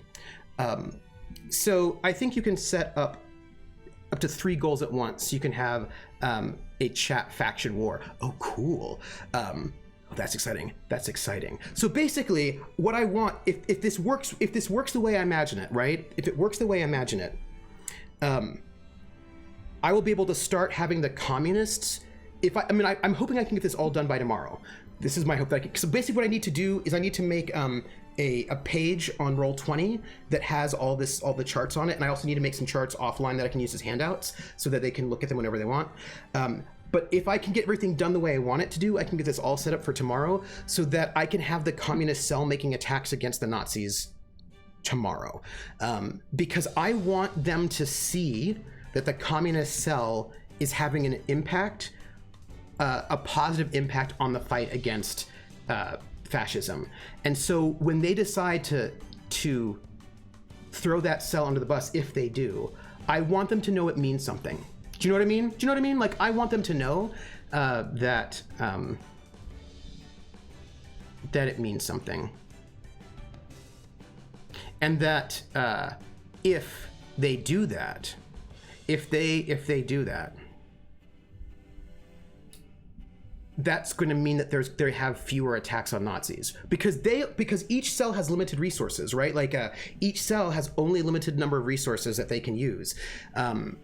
That's like, because basically they have a stress bar, and to make an attack they use one of their stress bars, but they can also use their stress bar to soak damage from other attacks. So like they have to be a little bit tricky about how they use their resources. So, right, I mean, the communists are going to because here's the thing, the communists now have radios. The communists have now basically, what I've shown through these episodes is that with the last breakthrough, the communist cells now sort of leveled up. So now they can start being really aggressive, and now they're coming in and they're going to be doing those things. And so now I want the players to sort of see the impact that this cell that they're planning on throwing under the bus will be having. And I want you all to be able to help that communist cell have a good impact, right? Because it'll be like, it's really hard to fight all those big forces have a lot of skill. Like, they've got good skills, and like you giving them fate points will help them spend those fate points so they can basically overcome those Nazis and they can have impacts. And I want our cell to see that if you do this, which it's up to them, they can do it if they want to. It's their choice. But they are actually throwing somebody on the bus who is fighting fascists, right? And like is having an actual impact on the larger structure. So that's, I want to make sure that I can actually get I'm working on the charts, like getting the chart form out there. And if I can work it out, then I'm really excited about this idea. So that's one of the things I've been working on, because I'm really excited about that. Oh, see you later, Din Din Dee. The players aren't the only heroes in the resistance. Yep. Consequences. Like, if you have a community goal for the commies to attack, a goal for London to attack, and maybe one for the Vichy to attack. I don't know if the Nazis would get much support from chat. Yeah, radios for French communists was a big deal for Tepper. Oh, I will make sure I read that. Thank you. Your turn, my turn. I'm gonna check that out. So are we talking Stalists or like normal, old, not crazy communists? Basically, what we're talking about is, and I'm gonna do it in terms of fate points, not in terms of like, you know, like the big community goal at the radios. That's different. This is that would not be parallel to this. This is actually, you can just give them fate points. You can give the communist cell fate points. I'm gonna track their fate points somewhere. This would be basically, this basically represents that they're able to get material goods from London, right? From Moscow. So that like as Moscow, you're able to like, you know, smuggle in guns or smuggle in ammo or give them, get them food, get them radios, get them material goods. So like trade unitist turns resistance fighters, yeah, basically, right? So these are all basically like folks, and like, so when you all spend channel points, extra credit, to give them fate points, that's basically representing that they're able to get resources that they can then use to help them in their fight from Moscow. Because up until this point in time, they've not been able to get that stuff, but now they've got some stuff going on, so they can get it. So it's very exciting for them to have radios, so you can help them out. And the thing is, I'm going to put them on the chart, but they can't get support from London, basically. So you can help them out. You can help them out if you like. And I just think it'll be really exciting to actually have that be there, to put more pressure on the fascists, but also put some pressure on the players as well. And I'm really excited about that. Also, for anyone who missed it, there was a good biography recent on Agent Sonia. Oh, I didn't see that. Ooh, that sounds really good. Soup straight from Russia. Yeah, so basically I'm really excited about getting these charts in, which I'm going to be doing tonight, I think, and working it out so that they see that they're not the only ones. Do you know what I mean? They're not the only ones out there doing stuff. And I'm very excited about this, and I just want them to be make it a little bit tricky. Yeah. And that's exciting to me. Coldrick found a website that has a big org chart of the French resistance circa 1943. The problem with, so that the thing is that in 1941, where we're at right now, they weren't yet organized. That's one of the big problems. These two huge organizations that will become organized, but have not yet been organized in our game. Remind myself, everybody, I need to write this down somewhere. I need to write down, when I write my book, when I write the City of Light and Shadow as a game book, I need to talk about timelines, and when to set the game. Think about Jean Moulin and the sort of organization. But send it to me anyway. Organization. So basically, I set the game very specifically really early in the timeline before basically the Resistance du Nord and the Resistance du Sud. So there are these two basically large organizations that are going to be formed, one for the North and one for the South. They don't yet exist. They've not been formed yet. So I wanted to set the game in a moment, and I could have set it even earlier, but I decided to set it, I could have set it like right after the fall of Paris, but I said it like early enough. It's been like 6 months, right? So it's set in a moment where basically there's no coordination just yet. Like it's not yet coordinated, and we're now moving into this space where we're just getting the beginning of the inklings, because the communists have just started getting involved right now in game time. So I wanted to set it early because I wanted the players to be on the ground floor. Like there is no. I basically set it. I set it as early as I could and still have the SOE involved. I basically set it when the first agents were airdropped in, which was basically April. I set it in May. So like the first agents were airdropped in like I think in April of 41, like right around then. So, and I set it in May. So I basically set it as early as I could with having SOE support as early as possible, but before the whole structure actually got founded. De Gaulle has not yet sent in his main agent. He has an agent that's basically kind of like the equivalent of Falstaff. de Gaulle has not sent this guy out to Paris, to France yet, so it's completely not organized. And so like I wanted to have that story of them being part of the building of this movement. And so like that was like really exciting for me. But I could have said it if I'd set this game in like 1943 rather than 1941, it would be a totally different deal. It would be a completely different setup. They'd be part of like a well organized and set up organization. And I think that'd be a cool campaign. But I really wanted this one because I want them to do certain things. I'm very excited. Oh, we have an audio problem? Do we have the? Okay, you have to go. Mod for Anita's charity stream. Oh, I will see you, Origami Shuriken. Okay. Remember, Russian-supported communists was one of the biggest factions of anti-fascists in the Spanish Civil War. Yes, they were. And clearly any French who were involved would have been among the first in resistance, yeah. Although, Skeksis, what's really interesting is that this Sea Org Chart is what Germany had made to try to figure out the resistance. Oh, when they captured... Yeah. Oh, I really want to see it. I'm glad that you put it in there. Thank you. So what's interesting, Skeksis, is that the communists did not get involved in the resistance for the most part. Like there might have been some individual communists, but they were not involved in the French resistance until right after Operation Barbarossa. The communists basically told communists in France basically not to do anything. So as a large thing, they didn't really do anything until between season 1 and season 2 of our campaign, right? Because the Barbarossa happens in June. So season 1 of this campaign, City of Light and Shadow, was May of 41. We are now in July, and so it was June when Operation Barbarossa happened. And once that happened, then the communists got involved big time. Now, technically, historically, they won't do any of their first really big actions until a little bit later in the timeline. But I'm going to have our group start doing them now. And by later, I mean like just a couple of weeks, like next month, like soon, really soon. But yeah, they were holding off. They were actually holding off on doing anything until after Germany invaded Russia, and then they were in. And once that happened, they were in full time. I suppose it makes sense through the Soviets' non-aggression pact with the Reich.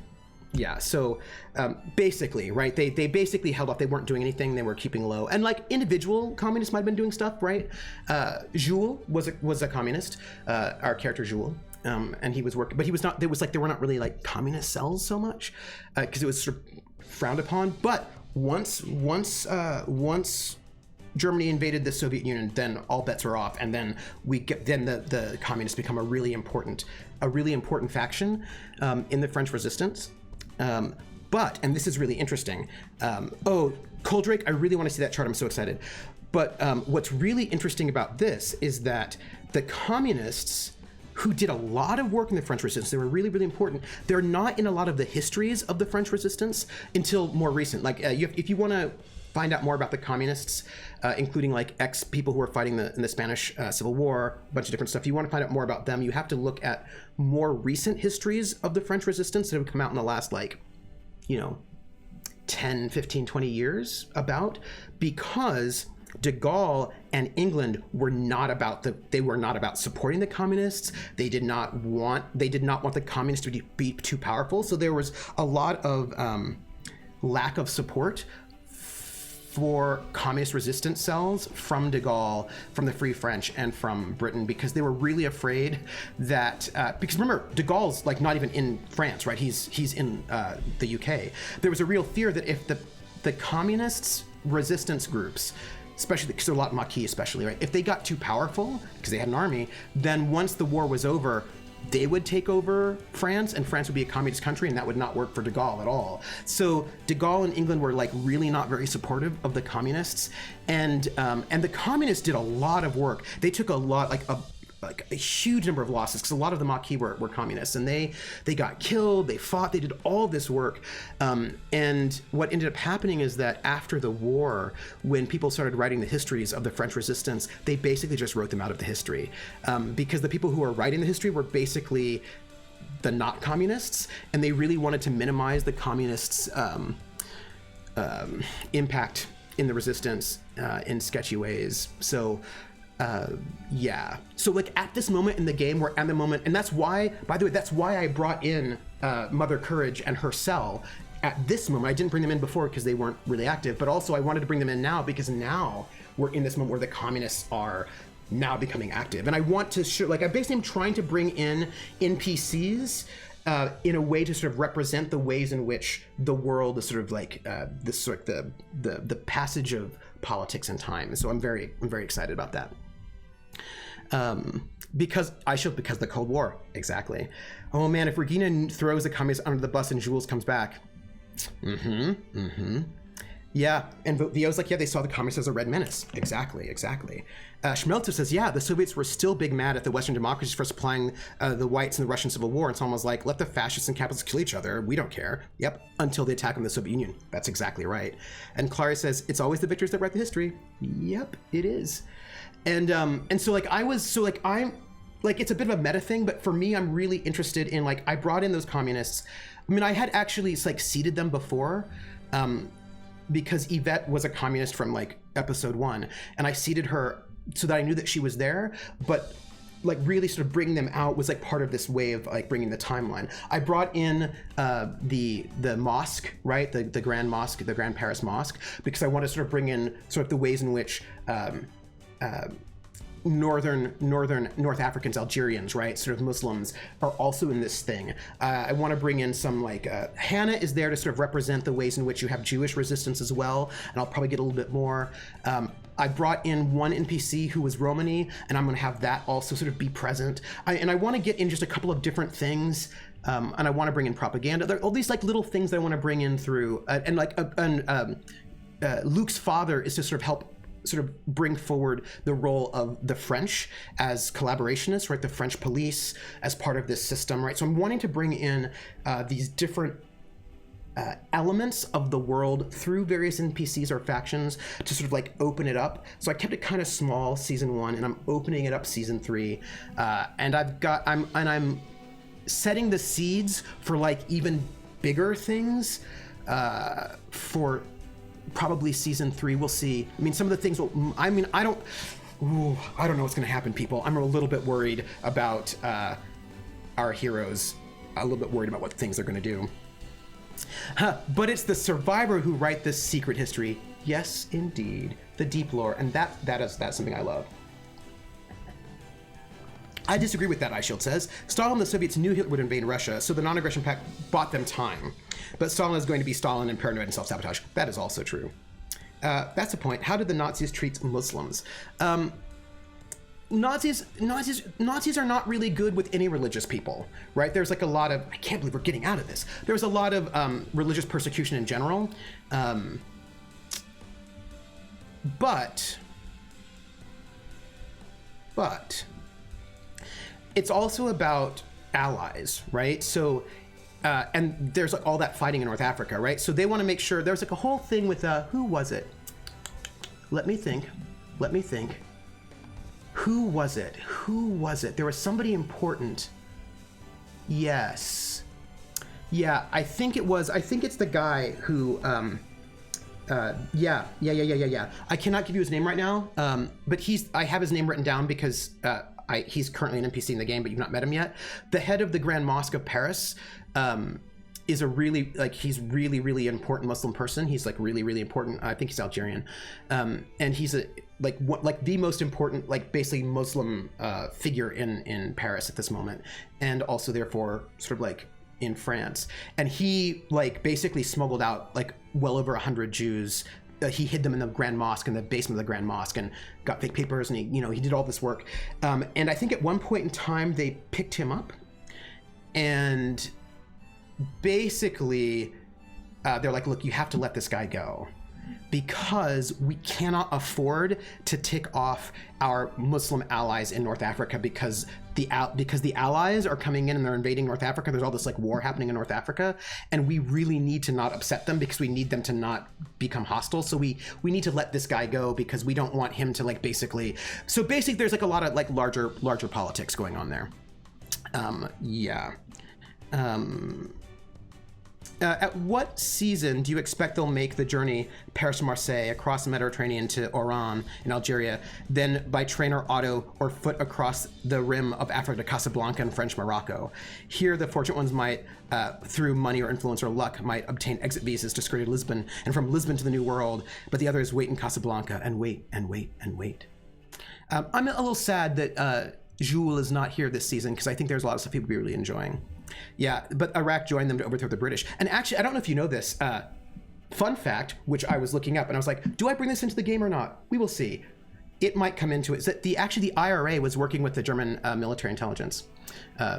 They were actually sharing information because the IRA is like, oh, hey, if the Nazi government will help us get freedom from the British, we're into it. So yeah, there was actually collaboration between the IRA and the German military intelligence, the Abwehr. Little fun fact, which I was like, let's figure it out. Yeah, colonialism. The thing about Russia is that they try to win any conflict by just throwing bodies at it, like lives are expendable. This has always been true throughout times. Yeah. Sadiq Khan. Yes, thank you, iShield. It was Sadiq Khan who I was talking about. No. Oh, hold on. I can tell you. I've got like 8,000. No. Are all the Colas episodes up to watch? Yes, they are. I'm not sure I'm finding them all on Twitch, but I really want to go back and see all from the beginning now. They are all on Twitch and they're all on YouTube. They're all there. They're both on YouTube and also on Twitch. You can watch them whichever space you want. We'll be trying to post this PDS here at Colas Discord. Communist wins resistance in occupied Paris. Engagement activism. Ooh, nice. Ooh, nice.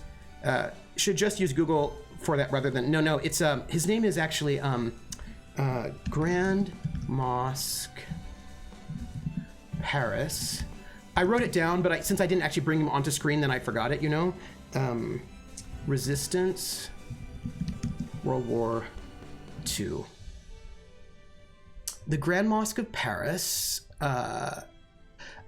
Si Kadour Bengrabit. Bengabrit. That's his name. He goes by two different names. He either goes by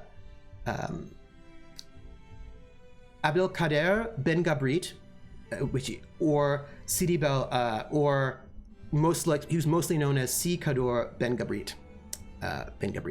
So yeah, Si Kadour Bengabrit was Algerian.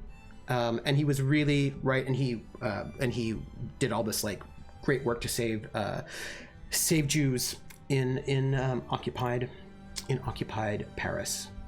Yeah, that's him. Yes. My here earlier was a red herring due to unexpected socializing. I'm here.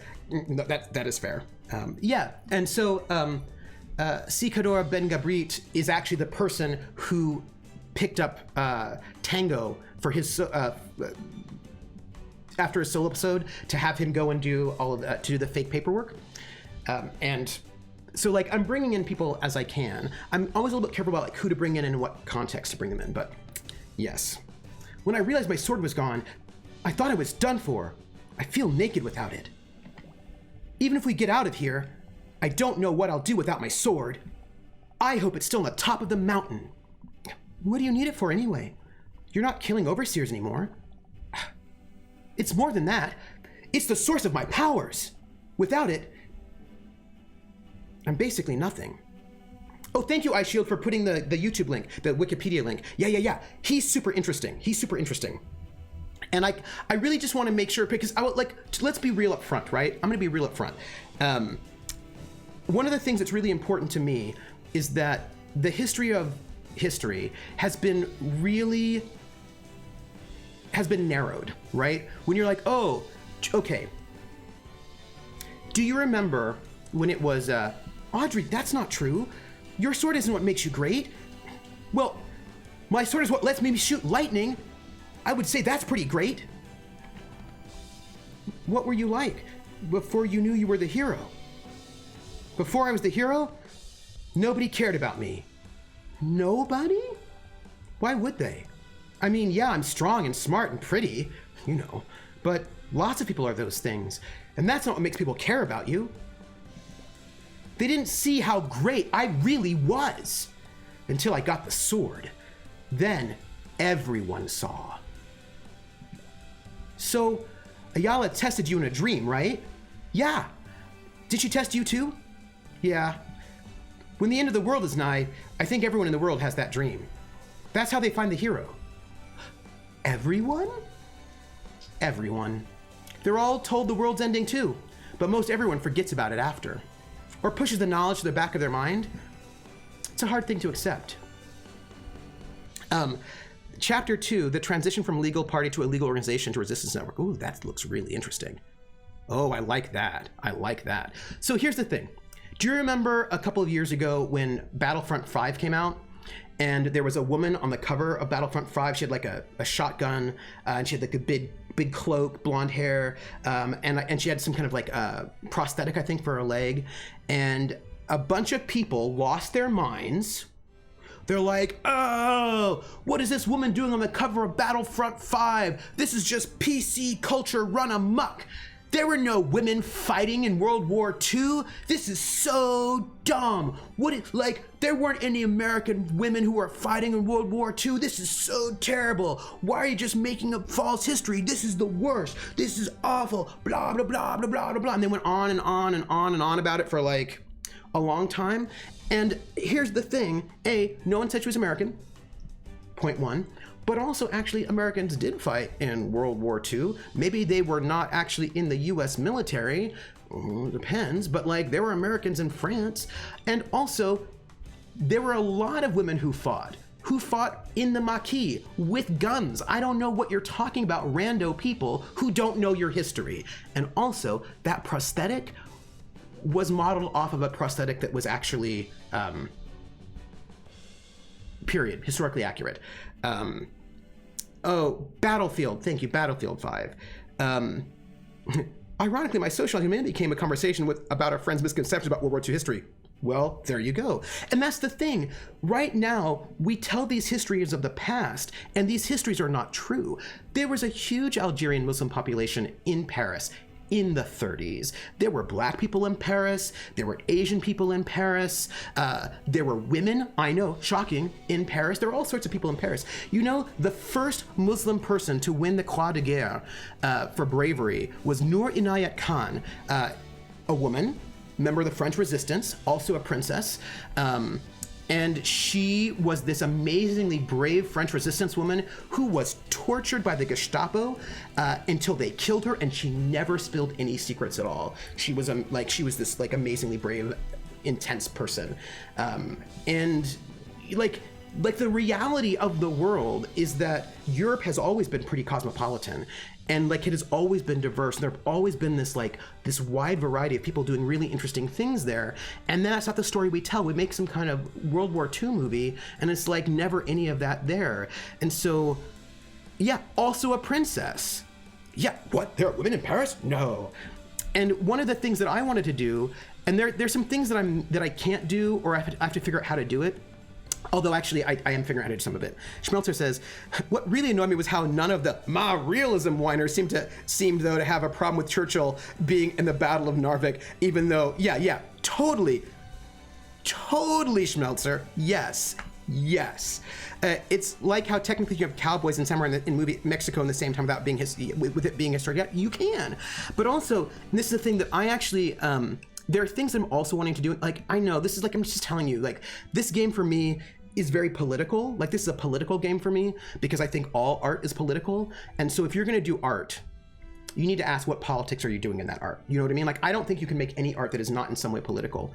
And what you include and don't include is political. And it was important to me, politically, ethically, historically.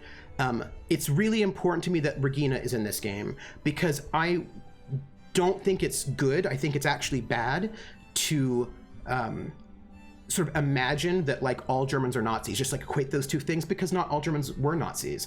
There was like the Weiße Rose, the White Rose, which is a resistance movement. There were a lot of people who were not.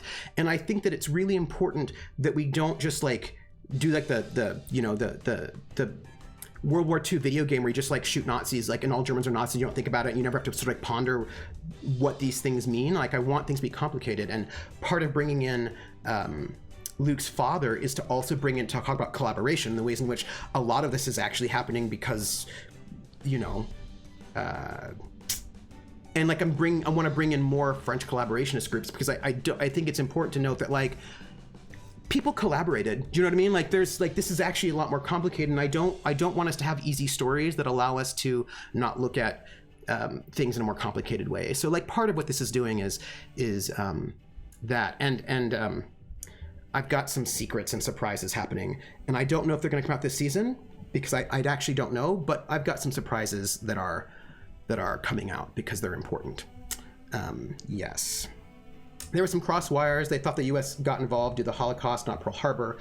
Oh, it amazed me that we didn't really know how bad the camp. No, we didn't. And the thing is, the Nazis weren't dumb. I mean, they actually, in the early times, they actually did some really sort of like overt things very early, and the people didn't like it. People were like, no. So they actually were like, okay, we need to move all the camps out east where we can make it so people don't know. So like, you know, the only thing I knew about Audie Murphy was from his movies as a cowboy, and the one that was kind of a biography was the short animated history of Murphy. He was an undergrad. He was underage, won medals out the wazoo, injured many times, and still went back to, yeah. And I've always been interested myself in people like Audie Murphy or Noor Inayat Khan or Brigitte Friang or Josephine Baker or, Jean Moulin, or all these people who, or the amazing children who were runners in Warsaw, right? Or people who are regular people. They don't have superpowers. They don't have magic. Like they're regular, everyday people, and they did these amazing things. And I want to tell that story, and like I think that's politically important for me. Like, and look, I really enjoy GMing fantasy and sci-fi, and I swear I will GM some of those games on this channel at some point in time. I swear I will. But I just want people to know that regular, everyday people also can be heroes and stand up for what they believe in and face difficult odds, and you don't actually have to have magic powers to do that. And I know that people want escapism, but I think there's something about recognizing the heroism of the mundane that I think is really important and valuable, and that's like important to me, and I just want to make sure that's happening in our RPG world as well. Met a guy at a party who argued that we should keep politics out of video games, who later said BioShock is his favorite.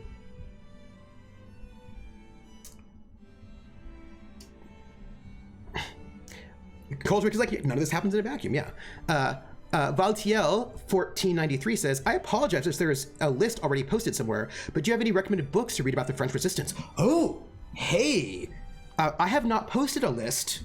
That's a great question. Valtiel. I have some stuff that I can recommend.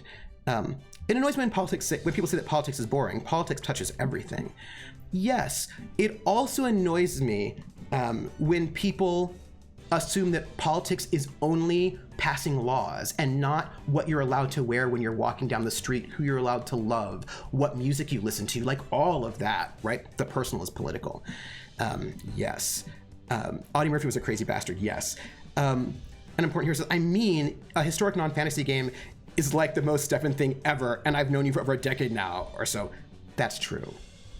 That's true. It's true. That's a true fact. That's true. Speaking of which, I need to like send what do you call it?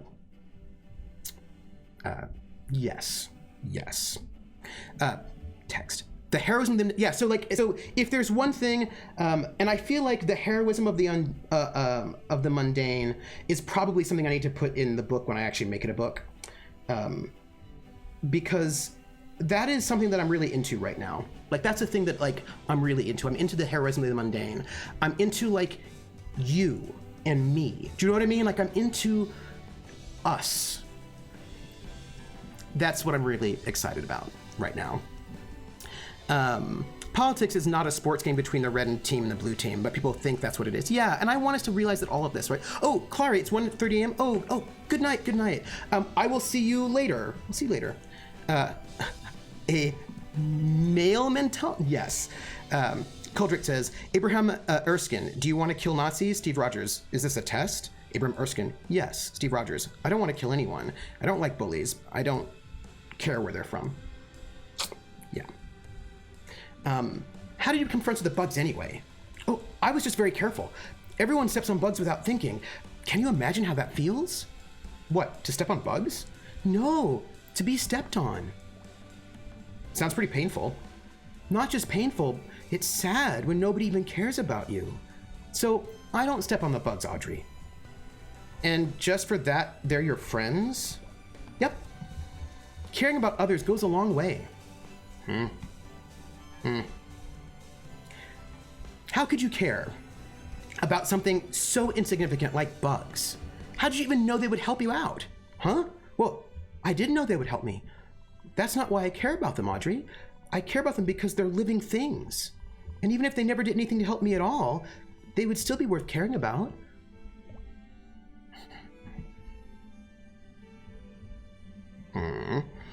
It wasn't always us versus them or America versus Empire. Sometimes it was just keeping your foxhole buddy alive. Yeah. And so, like, I mean, look, I can't even express really what this game, City of Light and Shadow, means to me. It means a lot to me. But there was the question. You know, I have a book that I would recommend that is not your Valtiel. It's not 1493. It's not your expected. It's not your expected book. And it's a very niche book. It's a niche book. It's niche. Please note it. I'm going to find the link for you. And then I will post the link for you. And it's also out of print, but there are a lot of copies you can get used for cheap. And this particular book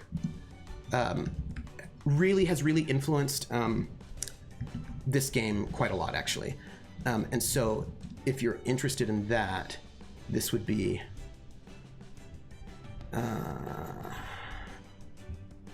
come on.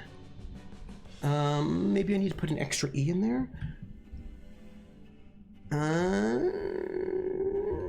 Give me the book. Give me the book. Give me the book. That's not the one. That's not the one. Give me a second. Ooh. Give me a second. Hold on. All right. World War II. Where are my World War II books? They should be up here. Fighters in the Shadows.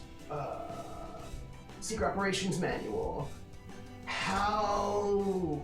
the Secret Wireless. How to Become a Spy. The official CIA Manual, Trickery and Deception. The British Spy Manual. When Paris Went Dark. No.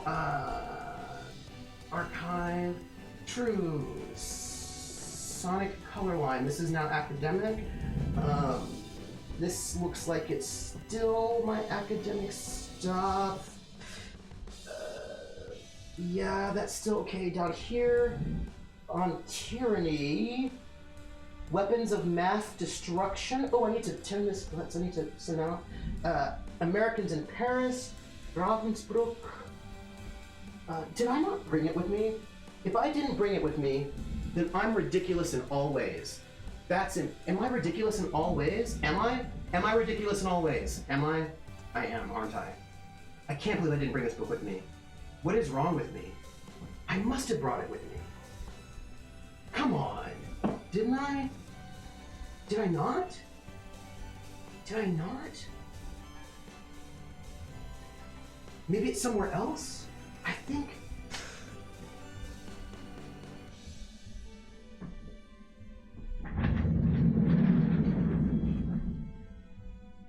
I didn't bring the book with me to New York. I didn't do it. I did not bring the book with me to New York, and this is an amazing book, and I am not happy that I did not bring it. No, I've got a lot of Escape from Paris: The True Story of Love and Resistance in Wartime France.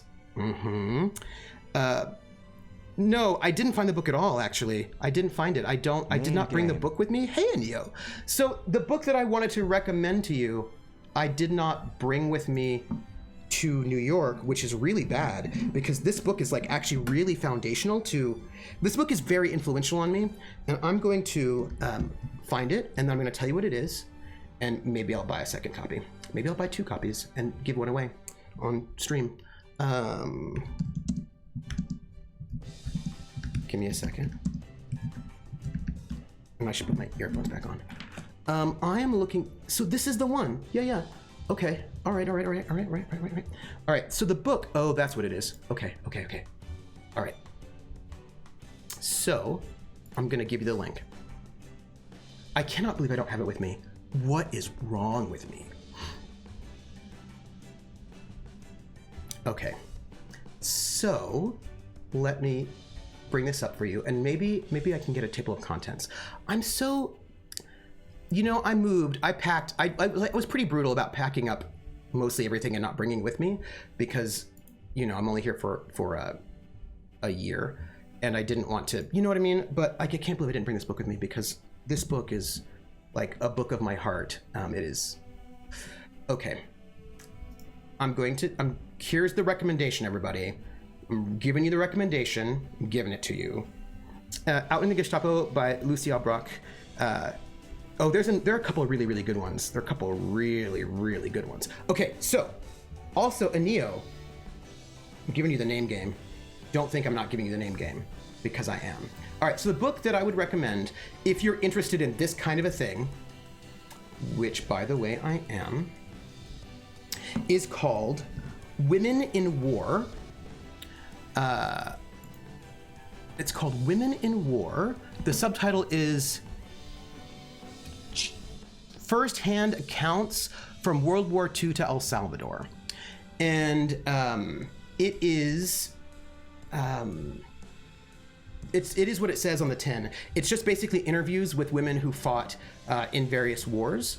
And there are like 4 chapters, I think, on the World War II. And I think it starts with World War II. Too much amount of boxes is what's wrong, but it's not wrong. That's fair. The true story of the greatest female secret agent in World War II.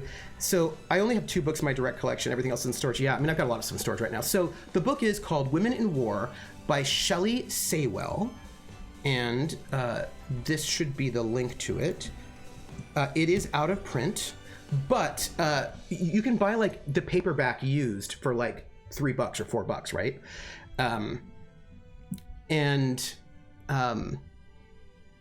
It is, so like, I'm gonna have to remember this off the top of my head. I'm gonna remember off the top of my head, and I may be a little bit wrong, but work with me, right? Like the first 4 or 5 chapters are World War II chapters. There's a chapter on the French resistance, on the Via Rasella, the Italian resistance, on the Warsaw resistance, on Russia, Russian women who fought in the war, and I think there's also a British chapter. So I think there are like 5 or so chapters where they're interviewing women who fought during World War II. They have a chapter like on French into China, like nurses and sort of war correspondents. I think also Korea, Vietnam, and then like El Salvador. So it's all firsthand accounts of these women who were in these various sort of like in these various conflicts from like World War II to El Salvador. And I love this book. The interviews are amazing. They're really interesting. And I also really love that it's not just the French resistance. They also have different chapters like on different moments. And I found that book very inspiring. I read it when I was, you know, it came out in 1987. And I think I probably read it in like 89. I read it like shortly after it came out. And it's a good book. Yeah, so that's a book that I really recommend. I love that book. It has been very influential on me, and it has been very influential on this game and how I'm running the game. Now, again, I haven't read it in a while, which means, you know what? I want a second copy of this. Maybe, do I want 2 copies of this? So I can give one away to y'all? Speaking of minorities in war, I was thinking, do you think the Night Witches game would translate to the Tuskegee Airmen?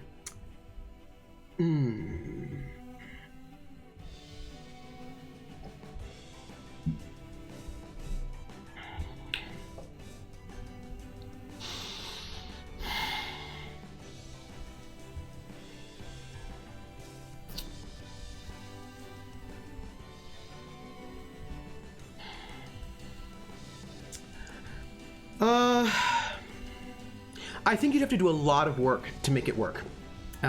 Oh, no problems. And there's also another one.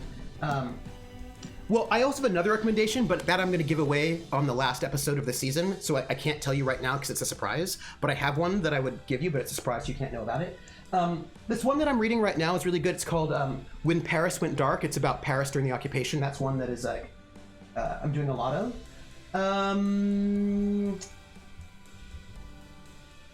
What you want some newer books. is what you want. Because the newer books are a little bit more interesting. Like the ones that have come out in the last, like, 10, 20 years.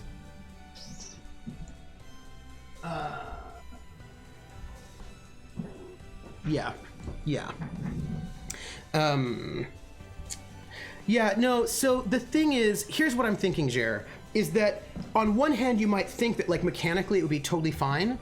You're so... By the way, we're gonna do a giveaway. In the next 5 minutes, say something and you'll be entered for the giveaway. We're gonna do Planet...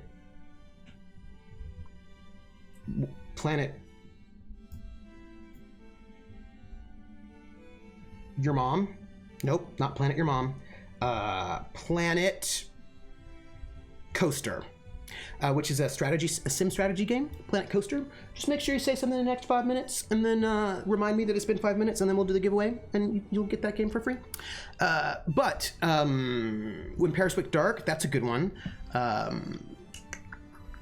Occupied Paris. There are a couple. Oh, there's this one. Ooh, yeah. There's another one. I think it's called Planet Ball. Oh no. Oh, I think it's called Paris Underground, and it's written by a woman. It's like a first-person account by one who was actually there. I think that's another one. So like, I'm really into some of the big history books that are newer, and then also like first-person accounts. Those I find very interesting. I'm gonna get out of the hole. Simple. What's the 660 about? 660 about? Once I found a book that hit me hard, I bought 6 extra copies that I've slowly given away. Yeah. I often give away books and have to rebuy them. It's a thing that ends up happening. So the world has figured out immortality, and there are people who are who are chosen to be reapers, who are the only people who are taught how to kill immortals. Oh, the book covers 2 people who are chosen to become reapers, but there's a hint in the wording that's against their will. Oh. Simple. I guess I am. Let's go. Okay. There was a thing. Hi, Bugs. Hi. How are you? Ooh.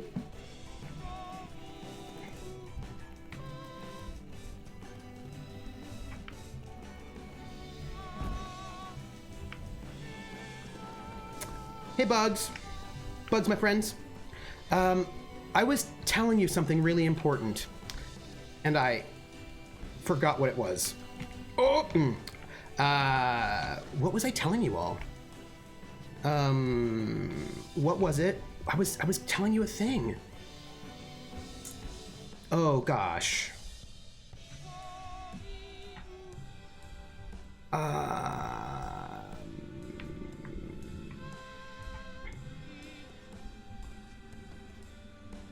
Do you trust the hero? I mean, like, do you trust the hero? I don't know about this. I just feel a little bit weird. I feel like she's just... Audrey! There was something I wanted to tell you. Get Women in War. I think it's a good book. I really like it. I think it's really interesting, and you know, it has moved me, and I want to get a second copy now. I wanted to tell you something. Both. Jer, thank you. Anio. The name game. Come on, everybody. I said, now let's play a game. I bet you I can make a rhyme out of anybody's name. The first letter of the name. I treat it like it wasn't there. And then a B or an F. Or an M will appear. And then I say bo at a B. Then I say the name. Then banana, fanner, and foe. And then I say the name again with an F, very plain. Then a fee, fi, and a mo. And then I say the name again with an M this time. And there isn't any name that I can't rhyme. Anio, bobanio, banana, fana, fofanio, fee, fi, mo, manio. Anio,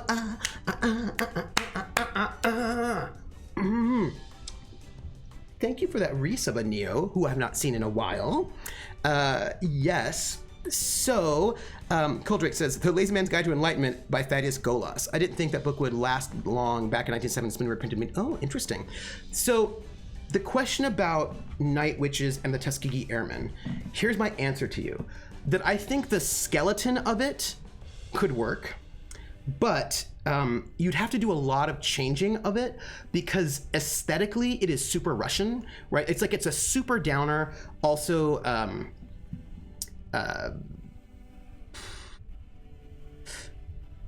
yeah. So I think you'd have to redo the marks. You'd have to change. There's a bunch of stuff you'd have to change. You might have to change some of the playbooks. Basically, I think you'd have to do. I think that the core structure of it, like the core mechanics, you could use through the Tuskegee Airmen. But I think you'd have to redo the playbooks. You'd have to redo the marks. You'd have to redo the timeline. You'd have to do a lot of work. But I think you could do it, and I think it would be interesting. You just have to do a lot of reworking on it. Vio says, I'm gonna head off to bed now. Oh, sleep well. Thanks for the stream. It's been extremely interesting. I should hang out around here more often. You should. Have the mayo. Hang out with us more. Because, you know, we do our thing. I'll see you next time, Bo. Audrey, don't step on the bugs. Oh, I wasn't even watching for them. They might be tiny and fragile, but they're special. Bugs are cool, Audrey, and they're our friends. And you promised to be nice. Okay, well, can you ask them to move?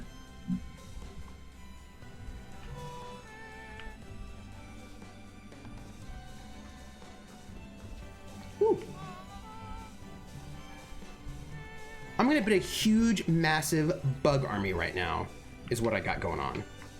Oh. Oh, they can't lift us up. That makes me feel sad. But, they can, lift this up. Oh, okay. All right, so apparently this is, we're doing that now. Oh, I don't think I'm a very good jumper. I don't think I'm a very good jumper. I think that she's a way better jumper than I am, and I think that's a little awkward, but...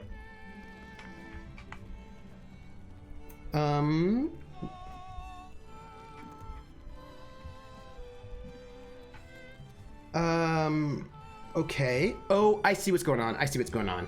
We need to pick this up and bring it over. We I don't trust her. Is that bad? Is it bad that I don't trust her? Because I don't trust her. I think that she might be lying to me. And he says, by the way, the colors in this game are wild. I'm in love. They're really good. I mostly brought it up because I saw Red Tails recently. Oh yeah, I think that you could do it. I just think you need to do, like, you'd have to work it, you know? But I think it would be cool. Sometimes we even play an entire segment of Wandersong. We totally do. A good movie, yeah. Even Red Tails would take some time. Yeah, I think the base format actually works well. Name game. Whoa! But, you know, I think you have to, like, because basically it's a super downbeat Russian drama, you know, theoretically. So you have to, like, you know, put it together. The name game. Come on, everybody. I said, now let's play a game. I bet you I can make a rhyme out of anybody's name. The first letter of the name, I treat it like it wasn't there. And then a B or an F or an M will appear. And then I say bow out of B, then I say the name, then banana, fanner, and foe. Then I say the name again with an F, very plain, then a fee, fi, and a mo. And then I say the name again with an M this time, and there isn't any name that I can't rhyme. Void smoker, void smoker, void smoker, void smoker, banana, fanner, for void smoker, fee, fi, momoid smoker. Void smoker. Void smoker. Thank you, Void Smoker. Void Smoker has done such by the way, Origami Shuriken was here too. Both Void Smoker and Origami Shuriken have done fan art for City of Light and Shadow, and it's just like, I want to die. I'm so moved by it, and it makes me so happy.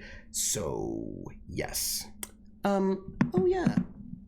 We're gonna do our giveaway right now. We didn't start as, it's good that there isn't an R in that song. Then you'd be a roid smoker. You know, I mean, I suppose that's sometimes.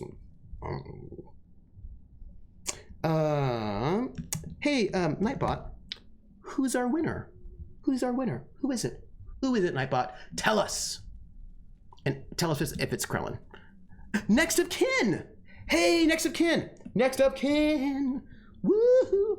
Hey, next of kin, you have won our giveaway, and it is the game Planet Coaster, and I am going to whisper you 2 different Humble Bundle links, which you can use to get Steam keys, which you can then use for the game and also an add-on. So I am right now sending you in the messages the two links, so that because you won the game, you won the thing, and it makes me really happy because I don't, you know, like, what do I want to do in my life? What I want to do in my life, you know, is give people stuff. Like, that's.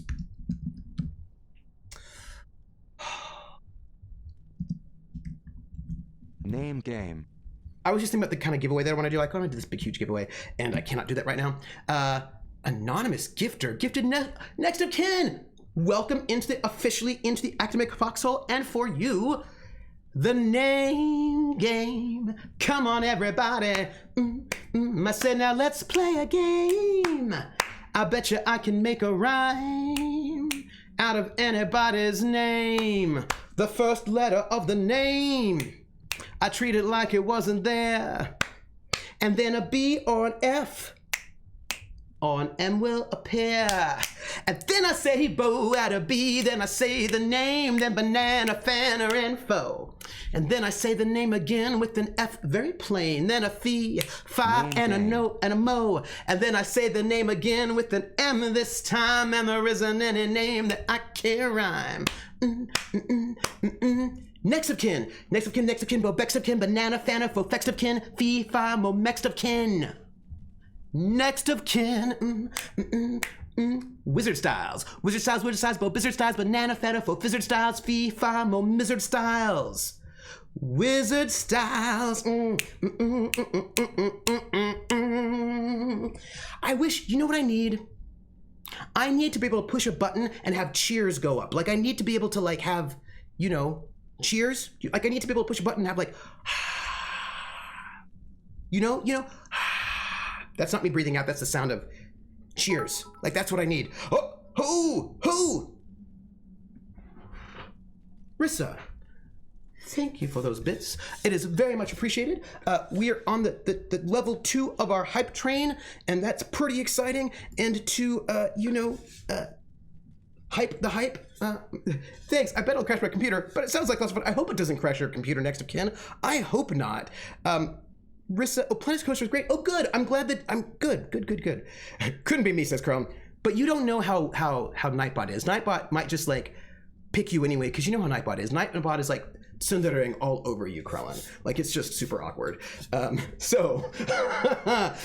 going to sing We're in the Money, as sung by Ginger Rogers from the film Gold Diggers of 1933.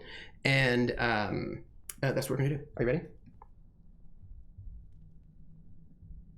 That means we're doing it in Pig Latin.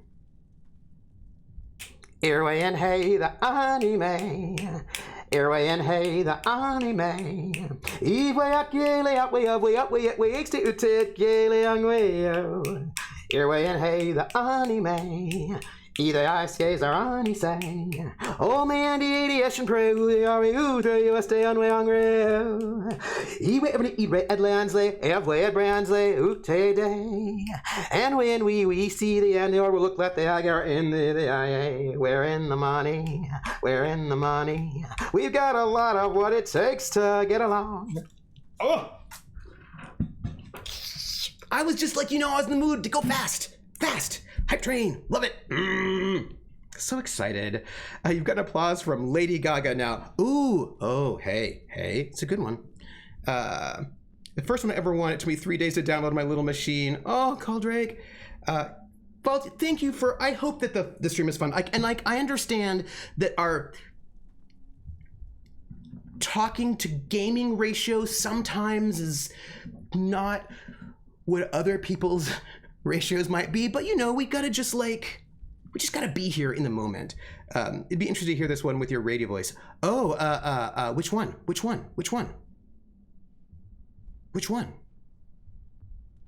Talking is important. Hey, there was this, it might have been a TikTok or an Instagram, one of those little videos that get put up on Twitter, and I clearly did not save it because I was not foresightful, but it was the best. Oh, we're in the money. I could do that. It was the best video ever, and I felt so attacked. It was great.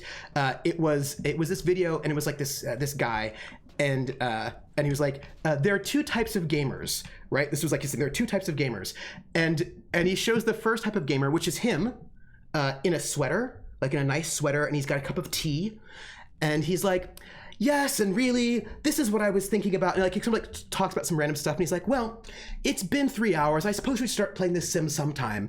And let me just finish this tea first, right? And then he continues talking. And then it's the other type of gamer, and you see him, and wait, this is really important because you have to get the whole vibe. He's wearing the sweater, and he's got the blue Yeti, right there, on the boom. My blue Yeti is, you cannot see my blue Yeti, but it's right there, on the boom, and he's there, and then he switches over to the other gamer, and he's got the headset with the mic, and he's like, no, and he's doing a Fortnite or whatever, and it was just smack talking and yelling, and I was like, this is so amazing because I'm feeling kind of attacked right now, but in a really good way. I like it. I legit couldn't tell you more than 5 minutes what happened in the Outer Worlds. You've been playing it since last October. We're trying to save the world. Paid a little more attention to Wandersong, but I missed a ton of episodes. Yeah. There was something else I wanted to tell you all. It was really important.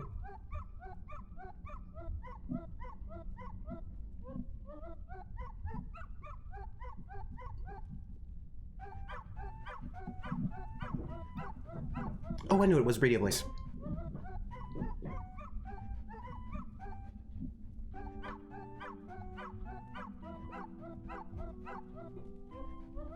Is this an overseer castle? Yes.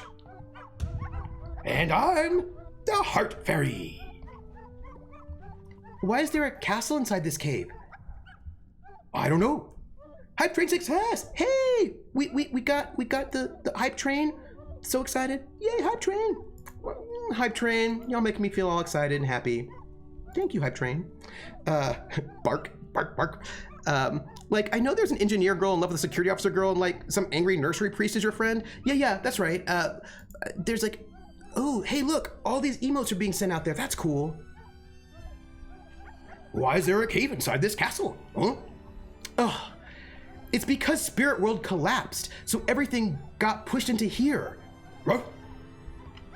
Seems plausible. Nursery, what's up? Angry nerdy priest. Nursery, hey, I don't know, maybe he's a nursery priest. By the way, there's an episode of the Avengers called Something Nasty in the Nursery, and it's about you can see a little old lady, maybe, in a wheelchair with a machine gun shooting people, electric wheelchair, running down the street shooting people. Also, people just watch the Avengers. Murdery, it's fair. Wait, so does that mean the Overseer is here? No, he left, and this weird stuff started happening at once. The King of Hearts got sick and started acting funny and making monsters, and now we're in a cave. Ooh, and he ran away. Ooh, I don't know what I'm supposed to do. You're not supposed to do anything. The King of Hearts can't be fixed. The only thing anyone can do is end his misery. Whoa, wait a second. Audrey, you promised no killing overseers. That's right, I did. But then, what should we do? Do you think it's better this way? The King of Hearts is a beast, skulking in the... Wait a second. Is the King of Hearts a big black wolf monster? Yes. Well, he is now. But he was nice before. So that monster we saw earlier, that was the King of Hearts? Are you really gonna kill him? No. We'll find another way. Right, Audrey? What are you gonna do? Sing to him? Maybe. That's ridiculous. Well, that might work. The King of Hearts really likes music. If there's any bit of him left, and you put all your heart into it, he might respond to it. It's worth a shot. Yeah. See, Audrey? We have to try. And you promised. Okay, fine. We'll do it your way. Maybe. Maybe it can work after all. That would be nice.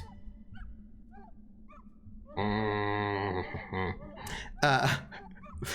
mean, technically she only promised not to end the world. That's true. Although she's supposed to be nice.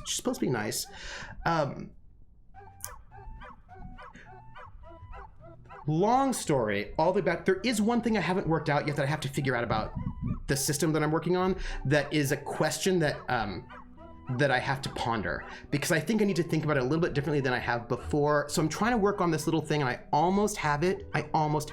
Ruff, you give me a good feeling. Are you the hero? Oh, nope. That's Audrey. But do you really think I seem like a hero? Yes. I like you. Wow. I like you too. The King of Hearts is really good. Or at least he was. He's the most sweetest, loving, nice wolfie. He loves everybody, and he would never hurt anybody. Yowza, I'm so worried about him. Why did he have to start acting so strange? Do you think he'll be okay? I don't know, but we'll do everything we can to help. Me and Audrey, we have a very special agreement. We're working together now.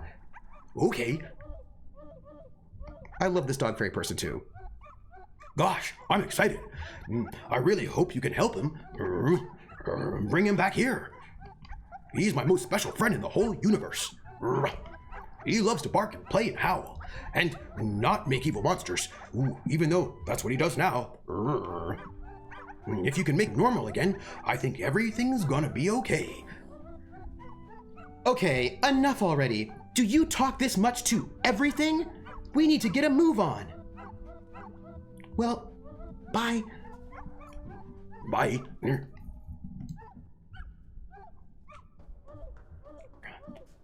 that way. Hey, Volpez, how are you doing? The music is like a little uncanny and strange. Okay, so let me tell you the current dilemma that I'm having, game design dilemma. So I'm having a game design quandary. So here's the setup. The factions have stress. In order to take an action, they spend one of their stress. They mark off a stress. They can take as many actions as they have stress for. They also use their stress to soak attacks against them, but you do not have to. You don't have to use a stress to defend. You don't have to use a stress to like do an active thing. Also, the way that I'm currently working it is you get basically get one stress back every day or every session, whichever is longer. Every day or every session, whichever is longer. So if you have 4 sessions in a row and you're all on Wednesday, you don't get to re-up your resources because I'm thinking I'm calling them. Am I calling them resources? I might be. Because it doesn't make sense that your faction would be able to like rebuild itself up after spending its resources or influence that quickly. right? So basically, it's either once a day or once a session, whichever is longer. I think I'm going to do 9:20 because that's when I started. I started at 9:20, so I'm going to end at 9:20. So that's a thing. So tomorrow, they're not going to automatically get back a stress because we're still being Friday. But if we flip over to the next day, then they can, that's fine. Yeah, but basically every session. Well, hold on. Did I do that right? Every session, or hold on. No. No, that's not right. It's every session. Hold on. There's a reason why I did this, because if you do a time skip of 3 days or 4 or 5 days in one session, you should get all of your resources back. Yes. Right, one a day. If you spend 4 sessions in one day, you won't get them back, one a day, right? I did. I started at 9:20. I started early-ish. Earlier. So I think that's it. But anyway, so here's the thing. I was trying to work out the relationship between the sub-factions and the large faction. And I was thinking about fairness, and I was thinking about recovery. So here's what I'm thinking. Right now, this has not come up yet because there's just one faction that I'm really sort of dealing with for the most part. But now we've got multiple factions, and so can every sub-faction recover one per day? That's the first question. Or is there a limit? So for example, is there a limit to how many factions can recover in a day? Oh, share. Right. 620 is what I meant. 620 was what I meant. Yeah. So the question becomes, right, because basically the question is, it's about action economy. It's about how many factions can act and how many factions can recover, right? This is what I'm sort of pondering right now. So let's say right now the opposition forces, they have got basically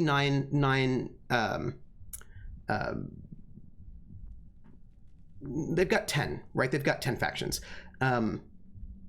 And all right, so there's 10. So that means theoretically, like all 10 of those sub-factions could just like do all of their attacks in one day. Like theoretically they could, right? Like if theoretically they could do that. Now, that doesn't seem realistic to me for our opposing forces. That doesn't actually make a lot of sense to me. But I could see like a big massive resistance thing where all the resistance cells all like go full on out like on D-Day and like use all their stuff. Like I could see that. But of course, if you do that, then you're all tapped out, right? Like you're all tapped out, and you will be tapped out for at least 3 days. So now the question is there some way to mess with recovery? Yeah, like right. So what you've said so far amounts to 1 every 24 hours regardless of sessions evolved. Basically, yes. Yes, that is correct. That is correct, Sea Spider. So the question is, does that feel too much? Is there a way to do something with that, right? So I'm also doing slow recovery, so things shift down rather than just disappear. So my question is, because I had this thought that I thought would be really cool. I had a thought that would be really, really cool, but it requires messing with recovery a little bit. And so, Sea Spider, so here's the thing. I actually have I figured out special circumstances to accelerate that, but I actually also want to decelerate it as well. Right now, it feels a little bit weird to me that like, it feels maybe actions like prepping a safe house might be able to save an action. So here's what I was thinking, and this is actually something I think this is an idea that I just had. I was like, oh, this is really, really cool. But for this to work well, I need one other thing, and this is the idea. So there is a skill. Okay, so last session, Fox asked me, she's like, is there some way for us to recover more more, basically more stress? Like, is there a way for us to recover more? Because right now, our group is maxed out, I think, on there. I think Bricktops is maxed out on all their stress. And so she's like, is there a way for us to like recover more than normal? And I was like, okay. And I was thinking about this, and I actually have an idea. I actually have a really cool idea that I really, really like. But I need one other piece to make it really be worth it. And so here's the idea. Any faction who has sub-factions can take an action, which I'm going to call, I don't know what I'm going to call it yet. I don't know if I'm going to call it a renew or a refresh or a rally. I might call it a rally. I think that's it. I'm going to call it a rally. You can take a rally action. It's a faction action, rally. You can take a rally action, and what a rally action is, you spend one of your stress to take the rally action, you roll your leadership, and a number of shifts you get, you can then distribute to the people who are underneath you in your hierarchy, and that is basically they can clear, right? They can like shift, they can clear a stress. So that means that theoretically London could do a leadership action and distribute some stress recovery amongst the various people in their faction. Atomica says, Trooper and friends, I'm afraid it is time for this tactical ballistic kobold to get his ass to bed. Go to bed. We're not going to be on. We're like going to be on for like 10 more minutes, so you're not going to miss much. How about a superficial stress recovery that you have to pay up later? Like, can you getting fatigued for a long time, like we are right now with COVID? Yeah. So the thing is, basically, I like the idea that the leadership, like that this faction action is a rally, which can basically you can sort of spend.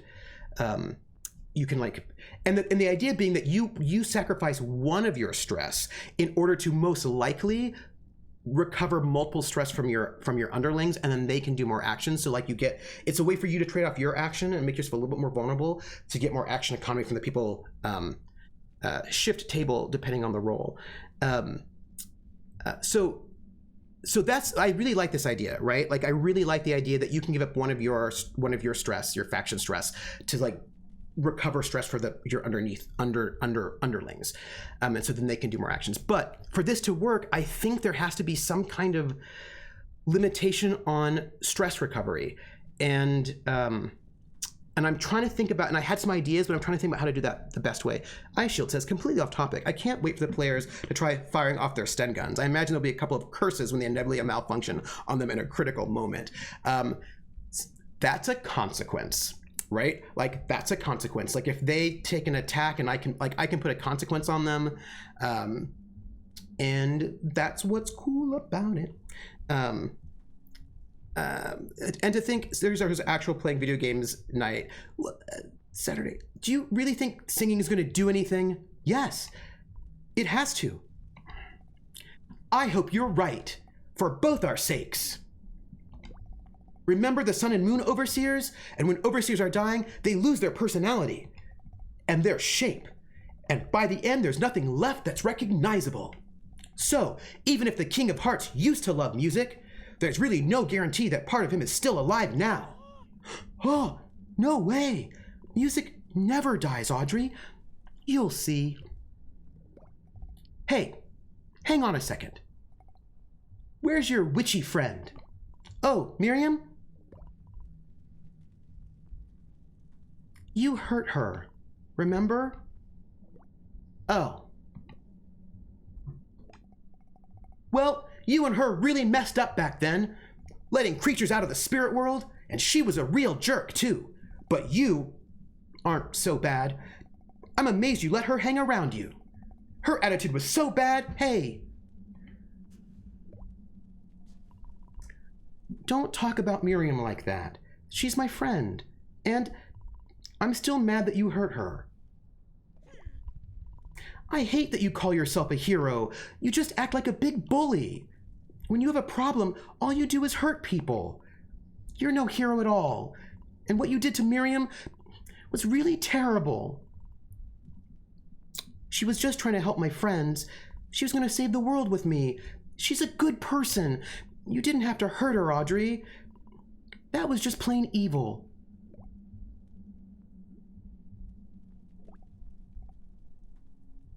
Sorry for hurting your friend.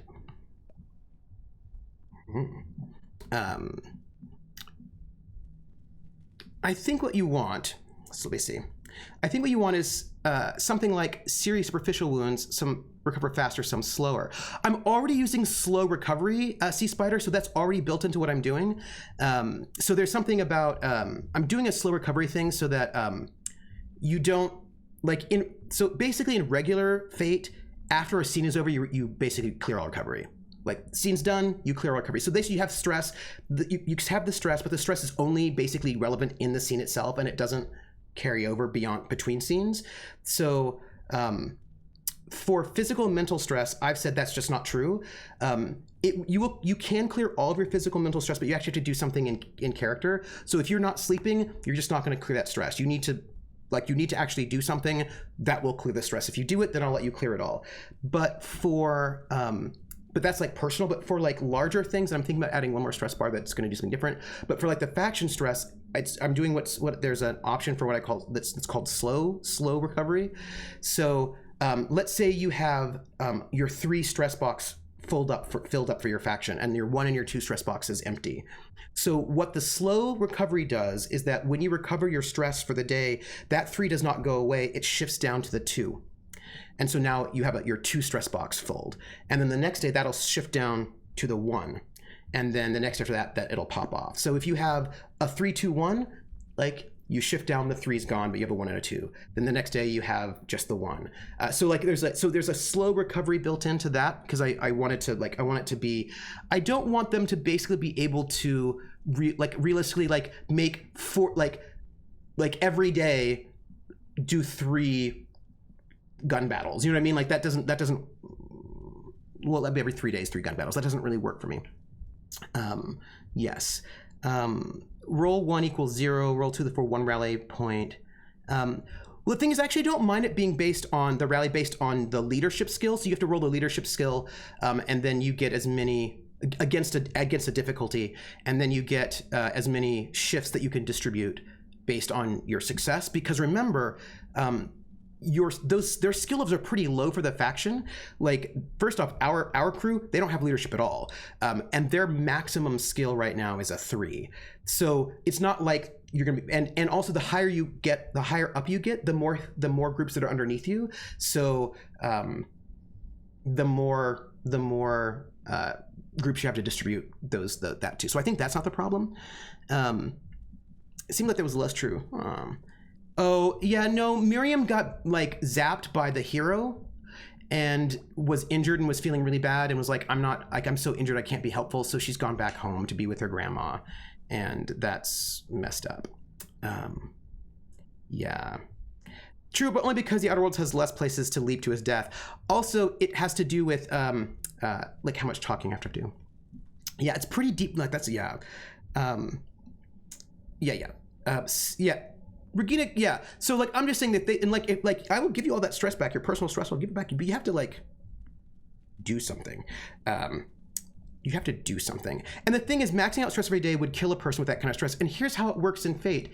It does. Some people don't like this about Fate, but I think it's actually pretty cool. If your stress is maxed out and you are doing nothing to recover that, like, and you keep not sleeping, not doing anything to, and like both, like if it's maxed out and you don't do anything to recover that stress, what happens when you get into a conflict? The minute you get into a conflict, you cannot soak the conflict with stress. You have to take consequences. And so all of a sudden, you've been shot in the shoulder. All of a sudden. And so basically, it's much easier to die when your stress is maxed out. If your stress is maxed out, you start taking consequences. And when you can't take consequences anymore, you die. Or you have a mental breakdown, or you're convinced, or whatever the stakes are for that particular conflict, whatever. So basically, maxing out your stress and not recovering your stress is living on the edge, because, you know, because here's the thing, stress is really easy to clear. Like, all you need to do is like sleep, get some soup, you know what I mean? Have a good heart talk with somebody. Like, you just need to do something, any kind of RP thing, and you'll just clear it. And like, so it's actually not that, I mean, I'm making it harder to clear than normal, but it's not that hard to clear. But consequences are hard to clear. They're not easy to clear. And I'm also using I'm also using another variant that makes consequences much harder to clear than normal. In normal fate, because you have like a mild, medium, and severe consequence, and in normal fate, you clear your mild consequence after a scene, and you clear your major consequence after a session, and then you clear your severe consequence after a scenario, which they recommend being about 4 sessions. So the way that it works with as written fate, which is really narrativist in that way, is that after a scene is over, you clear the mild. After the episode is done, you clear that major, and then after 4 episodes, you clear the severe. And there is no CR tonight at all. But I don't do that. I'm using a variant that I got from Achtung Cthulhu, which is a lot more simulationist, and so their consequences do not clear in like meta time, like sort of narrative time. They clear in game time. So a mild consequence clears in 2 days after it goes into recovery. A major clears in 2 weeks after it goes into recovery, and then a severe clears in 2 months after it goes into recovery. So right now, Tango has this consequence, and Sylvie has a consequence. Sylvie has a major consequence that she's a raw nerve right now, that she's rattled, she's a raw nerve. She was able to make the recovery roll. We didn't do it on screen, we did it afterwards, because basically Fox and Tango said, hey, we had that big whole conversation on the bridge, and I think that would be like something that would help her recover her raw nerve. And I was like, okay, Tango, make the roll. He made the roll. And since he made the roll, she's now going to go in recovery. So now in 2 weeks' time, she will no longer be a bundle of raw nerves. But it's going to take 2 weeks of game time, because it takes a while for these things to sort of dissipate. Tango has got this one where his consequence is that Ziggy knows where he sleeps. And he rolled to try to get rid of that consequence in his confrontation with Ziggy. He failed it. So that's going to just stay there until he can do something to make a roll wherein Siggy will no longer be like interested in where he sleeps. That is going to just stay there until he makes that recovery, and when it does, it'll just take 2 days before it goes away. So the consequences restore slowly, and I really like the idea. But so the thing is, yeah, right. Basically, I just want to slow this. Yeah. So Tango still hears voices, but he no longer has the consequence hearing voices. And so what that means is that he's still hearing voices, but I can no longer invoke it to be a problem for him. So I can like mess with him a little bit, but there's going to be no compels or no invokes. So like he's hearing those voices, but they're still there, and they may like dissipate slowly over time. I mean, it's been like 2 months, but like we talked about it, and he's like, I said, do you think you'd still hear those voices? He's like, yeah, I think I'd still hear them every once in a while. And I was like, okay, so I'll still give it to them, but I can't use it against him mechanically. Yeah, he failed big time concerning Sigmund. So Sigmund's still there, right? So basically, okay, you have to drop up. It's fine. I'm gonna go. I'm gonna drop off at 9:30. I'm done at 9:30, by the way. Yeah, he's hearing them, he's just not listening to them. That's what that means. He's just not listening to them anymore. And so it's not, so like and I think that's actually pretty cool, so that we can actually have these consequences like remain, but not actually impact the game. Right, and so that's actually one of the reasons why you can, in Fate, you can swap out those things so easily. You can swap out your skills, you can swap out your aspects, because it's just basically what is most relevant in this moment. You're sorry? I'm doing my best to be the hero and do the right thing, but I'm not perfect. I messed up, and I shouldn't have hurt your friend. I didn't know it was that bad. Is she okay? I don't know. She had to go home, but I think she'll be okay. I just wish she was here. Yeah, Sigmund is this German smuggler, black marketeer that Tango has known for years and years and years and years. He has, in the interim, been drafted into the military, where he's now a supply sergeant, which is super convenient because he likes stealing things.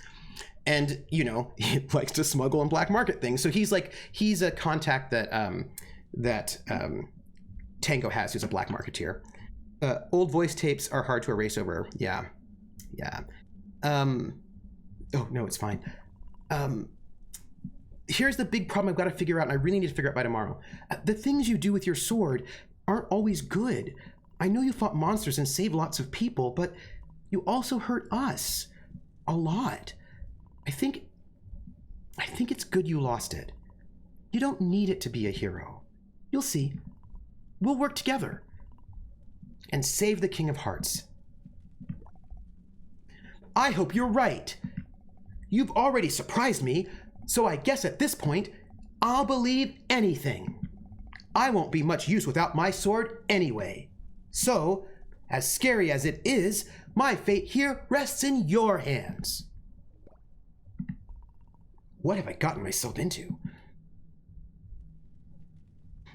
So here's the thing that I'm trying to think about. Like, if I'm going to institute this way in which you can use your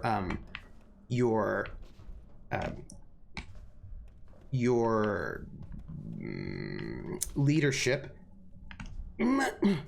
to help recover stress from the sub-factions beneath you, then I feel like recovery needs to be a little bit more difficult than just once every 24 hours.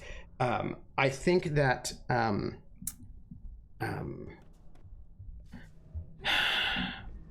got to figure out how to do this in a way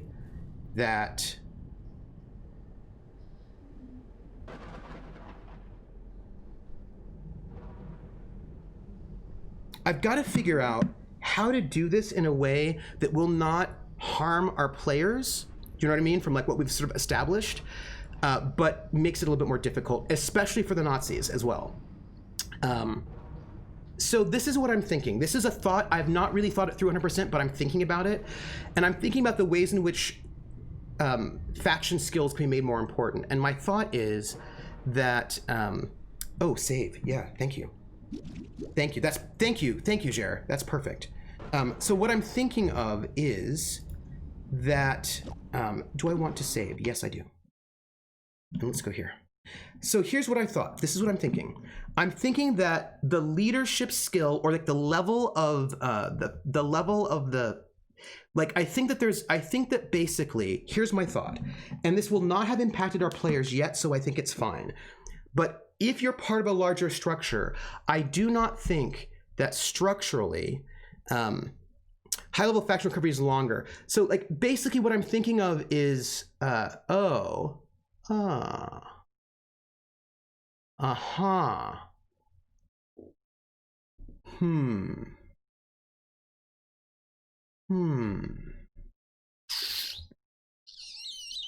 Yeah, see, this is what I'm thinking about. The gears of politics, war grinds slowly.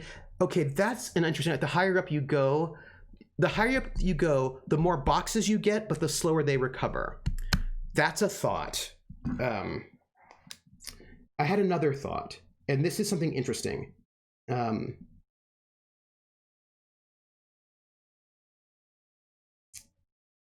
going to see how I can make that work, especially since it's going to impact them now.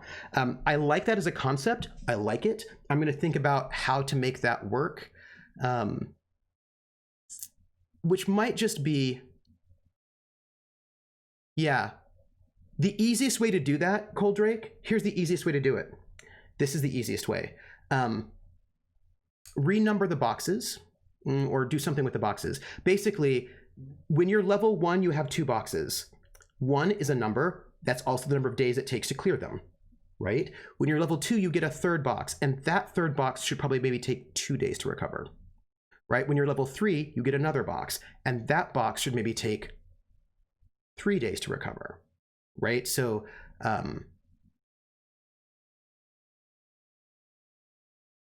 yeah.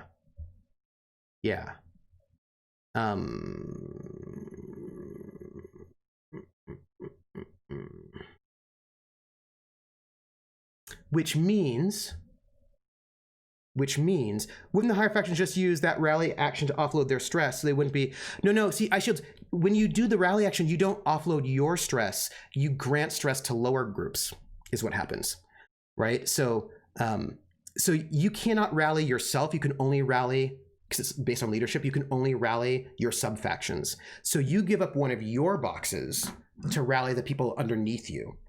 And the London response time is no longer instantaneous, right? I will see you, Rissa. I will see you for Colas tomorrow.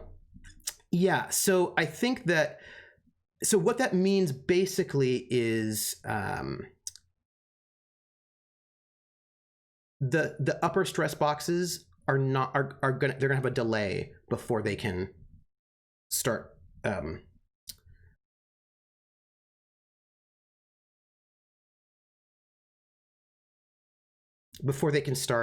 recovering. Yeah. And I think I just have to figure out a way that I want to represent that so that it's easy to understand. Basically easy to like get, oh yeah. Like basically how to manage the timeline. Yeah, so I think that there's a way to do that, right? That I think that might be the most, so Coldrake, I think that's the most elegant way to do it, and I think it fixes all my problems.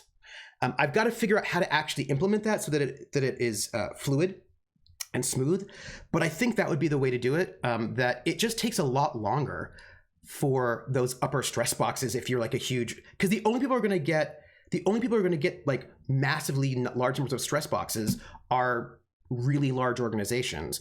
And at the moment, and here's what's really important, this is going to impact the reason why I really want to do this is because who is it going to impact the most right now? The opposition forces. That's who it's going to impact the most, right? It's going to impact basically the villains right now because they're a fully formed structure.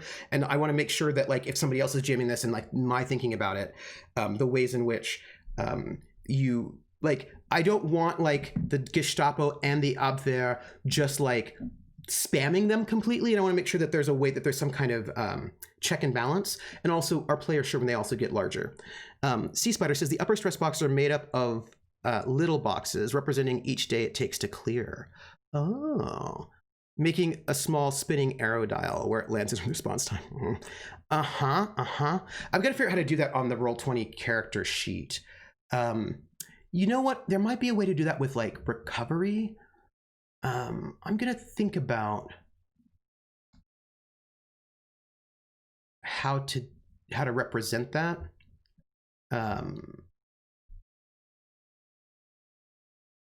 Yeah. The other idea that I had, this is what I was thinking about, but I like this other idea better, I think, is that I was thinking that instead I could use the level of the superior to determine how many factions can recover that day, right? So, or the level of the leadership. Like I could use the level of the leadership to determine how many factions can recover that day. Also, I had a new mechanic that I'm really excited about, which actually works really well for what I'm just saying to you all. By the way, we're gonna go. So what I was thinking of was that like if you have a leadership skill of 4 or 5, you can ping 4 or 5 groups.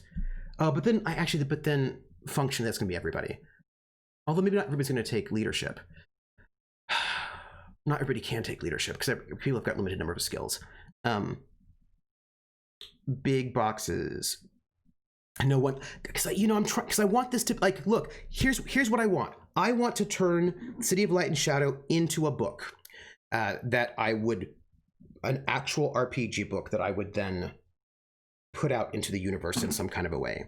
I want to make this an actual book. Now I'm a little bit concerned that I might also make it half RPG book and half RPG theory. But I'm not concerned like I shouldn't do it. Because here's the thing, I was thinking about how what I'm doing is a very specific style of GMing that nobody gives advice on how to do and is not as popular as it used to be. And I actually have been really thinking a lot about how to GM this particular style that I'm doing. I've been really thinking about it and pondering it. And I would really like this book to not only be an RPG book that you would use if you want to run a French Resistance game, but also have a huge GM section that talks about, and maybe also a player section that talks about how to play in this style of game and how to GM in this style of game, even if you weren't going to do it in the French Resistance. Like if you wanted to run a different, like, I don't know, you wanted to run, whatever. I don't know. You do you. Something else, right? I don't know, Shadowrun, whatever, Cyberpunk, I don't know, whatever kind of game. Any kind of game, if you want to run a character-focused, directed sandbox game that's simulationist, what are the things you should be thinking about? What are the techniques you should be doing or thinking about? Like, what techniques might be useful for you as a player, as a GM? Basically, I'm really thinking about, I've been thinking a lot about how to describe what I'm doing and what I'm thinking about what I'm doing, like what it is that I think that I'm doing and how that is different from other things that I do in other times. And I've really thought about this a lot. There's been like some tweet threads and there's a lot going on in my brain about this. And I've been thinking a lot about thinking about myself as like a stagehand, like stage manager, tech crew, and doing things differently, like really thinking about articulating a kind of a vision for how to play and GM in the kind of style that I'm doing right now, which is not a style I get to do normally, because for this style to work, you need players who enjoy being in actor stance. You need to, and also want to do that game, and you also, as a GM, want to have to do that too. So like, again, it's not for everybody, and I know that, but I just thought if people want to do this style, there's almost no advice on how to do it. Almost none. There's almost no advice on how to do the style, how to make adventures, how to craft the campaign, at all. Like there's almost no advice. And if you want to run this kind of style and you've never done it before and you go and you buy a module, that module is not going to help you, because most modules don't do this either. Because to do it, it's about personalization. It's really hard to make a module that's about how to get to know your characters really intensely and then do things with them, right? Like, because they're not like, there are some sandbox modules, but they're not character focused sandbox modules. They're event focused sandbox modules. So I really want to do a book that will give people tips and advice on how to do this thing that I'm doing right now. And part of what I'm doing as I'm GMing this is I'm really paying attention to all the things, and I'm trying little things out to get better at this so that I can write this thing, so I can put this out in the universe, so that maybe other people, and maybe not many other people, again, I understand that this style is not popular and many people don't like it, and I understand that. But if there is somebody who does want this style, I do want them to, I would like to give them something so that maybe they could, you know, that's it. Level of leadership. So an LT might get it done, but in time. Sigmund might get it done faster. London HQ gets it done even faster. I was thinking about like being able to using leadership to support. Sounds like 2 books where you can buy it combined too. Maybe. I only need the player's handbook. I have purchased the other $50 books and the other one on pre-order, and I don't ask about dice purchases. Dice? A friend and I did this, trying to patchwork a decent superhero RPG game mechanic. Liked bits of Marvel, GURPS Champion way back when it first came out. Yeah. I mean, and for me, the thing is that I think, because this is kind of like, I think that to do what I'm doing, it's kind of philosophical. There's a mindset you have to have. It's not just like, oh, well, do this one thing. It's actually, there's actually kind of like a mindset you have to get into. And I want to sort of try to help people get into the mindset. And I was thinking about this because of Fate, and I'm going to go really soon, by the way. I was thinking about this because of Fate, and I think one of the problems that a lot of people have when they get into Fate is that Fate actually requires a certain kind of mindset that is different from a lot of other games. And people always have a problem. Like Fate is actually not hard at all. Fate is, GMing the French Resistance, a holistic approach that you can then use in other spaces. I've enjoyed the narrative games you have GM'd and played in. Oh, thank you. The only narrative games that I've GM'd really has been Cthulhu Confidential. That's my big narrative game. Night Witches is one of the most simulationist narrativist games that I know of. The mechanics are pretty narrativist, but the game designer is pretty simulationist, and so we kind of did a slight hybrid. So that wasn't full on narrativist. And I'm running this as a simulationist game is what I'm doing. So that's the core that I'm doing. Yeah. Oh yeah. So basically I'm trying to like, yeah. So yeah, so anyway, Fate's really hard for people because ideologically it's very, very different. People don't like, they're like, what do you mean there are no hit points? I don't understand. Like, wait, what do you mean I don't? Wait, what? So like a lot of people have like a really hard time. Like, what do you mean there's no equipment? What do you mean there's no? Wait, how does that work, right? And so like getting to understand Fate is actually not that easy if you come from another system. If you have never played anything, then Fate I think is actually really, really easy. It just takes a little bit of time to sort of get into it, the mindset. And I'm still improving my Fate mindset. I feel like I'm getting better all the time, and I'm working on getting better at Fate. But the kind of style that I'm running right now also is a mindset. It takes a different idea about failure. It takes a different idea about plot. It just makes a distinction between story and plot. Like there's a bunch of different stuff. And so I want to make this book. I want to write it. It's not going to happen now. It's going to happen later, so that I can maybe just put this out in the universe and maybe somebody will find it useful. Like maybe somebody will like it. Hey, Nanosphere. Yeah, I've only ever played D&D. Yeah, it's a real culture shock.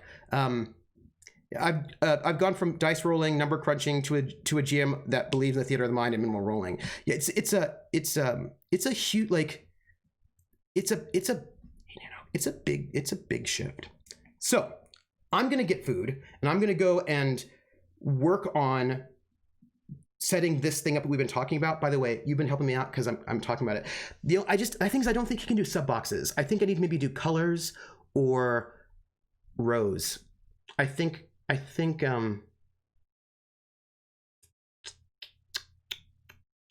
yeah, I think I might know how to do it. And I think it has to do with transfer. I think I can do it on the character sheet. I might have a way to do it wherein we can keep track of it. I have to really conceptualize it, but then I'm going to try to get it done tonight so that tomorrow I can roll this out because right now it's really going to hit the Nazis, and I want the Nazis to get hit by this, and it'll just do a little bit more, and it will hit them now because they have their third box. But yeah, so yes, that's it. Prepping for tomorrow night. All right, I'm gonna go. Yeah, basically some kind of a tracker. I'm thinking that what I might be able to do is what I was thinking of is that I'll have one stress track with 3 boxes, the regular 2 that they have, and then like the one they're waiting for, and then I'll have a second line with all the ones that take extra days to recover, and those, like what you do is when you check it off, then you can pop it up, right? So basically it takes 2 checks, right? So basically I think that's the most elegant way to do it, that when you that you basically have to it's like a 2-step recovery, right? Like the bottom boxes are just like you check them and you uncheck them and it's fine. Every time you get a recovery, you just uncheck it, it's fine. But the upper boxes, you check one off on the lower tier, and then you can then bring it up to the upper tier, basically, right? So basically you it's like a double check, and I think that'll be the easiest way to if I have to just put it in the paper so I can see it and make sure that it works that way.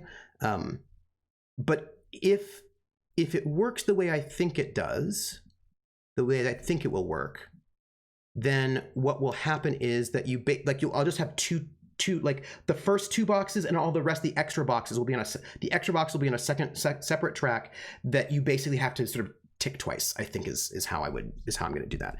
Anyway, that's my thought.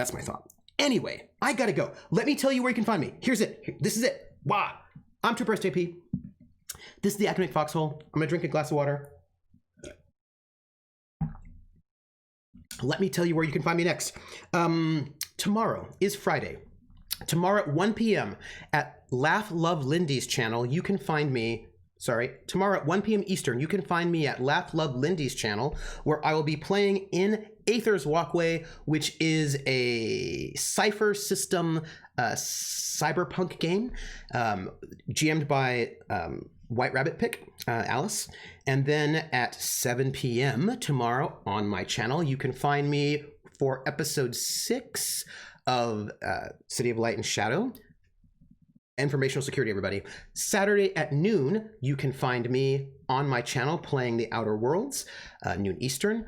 And Saturday at 8 p.m., you can find me over at Praxagora, thus Mephoria, for episode 2 of The Regiment, which is a Napoleonic, a peninsular war campaign, which is a mashup of the Song of Ice and Fire Swordfall Chronicles rules and also the Good Society rules. And then Monday, you won't find me. Monday, you might find me playing Overcooked with Rocket Fox over on Rocket Fox's channel that evening. Wednesday is The Witcher, but I'm not rescued yet, so I don't think you'll find me on Wednesday on The Witcher, but we're close. And then Thursday, back here. That's where you can find me. Yes, that's it. That's it. I'm at. Am I really back? Yes, I'm so excited for The Regiment. I'm so excited, and it's gonna be really good. So that's it. Let's do a raid. I want to do a raid, and then I'm gonna get some food and work on messing with the character sheet, like in some kind of a way. Oh, hey, Random Tuesday streaming. Random Tuesday streaming. Let's go raid her. Yeah. Let's go raid her. This is our raid command, and I want us to raid her and give her all of the love because she's amazing. I will see you all later. Thank you all for being here. Each one of you makes me joyful in all ways, and much love. And thank you for letting me talk about some of the mechanics that I was dealing with, because you have helped me quite a lot, and I'm going to be able to sort of do some cool things tonight. So we're going to go and raid everybody, and I will catch you all on the flip side. Bye, everybody. Raid!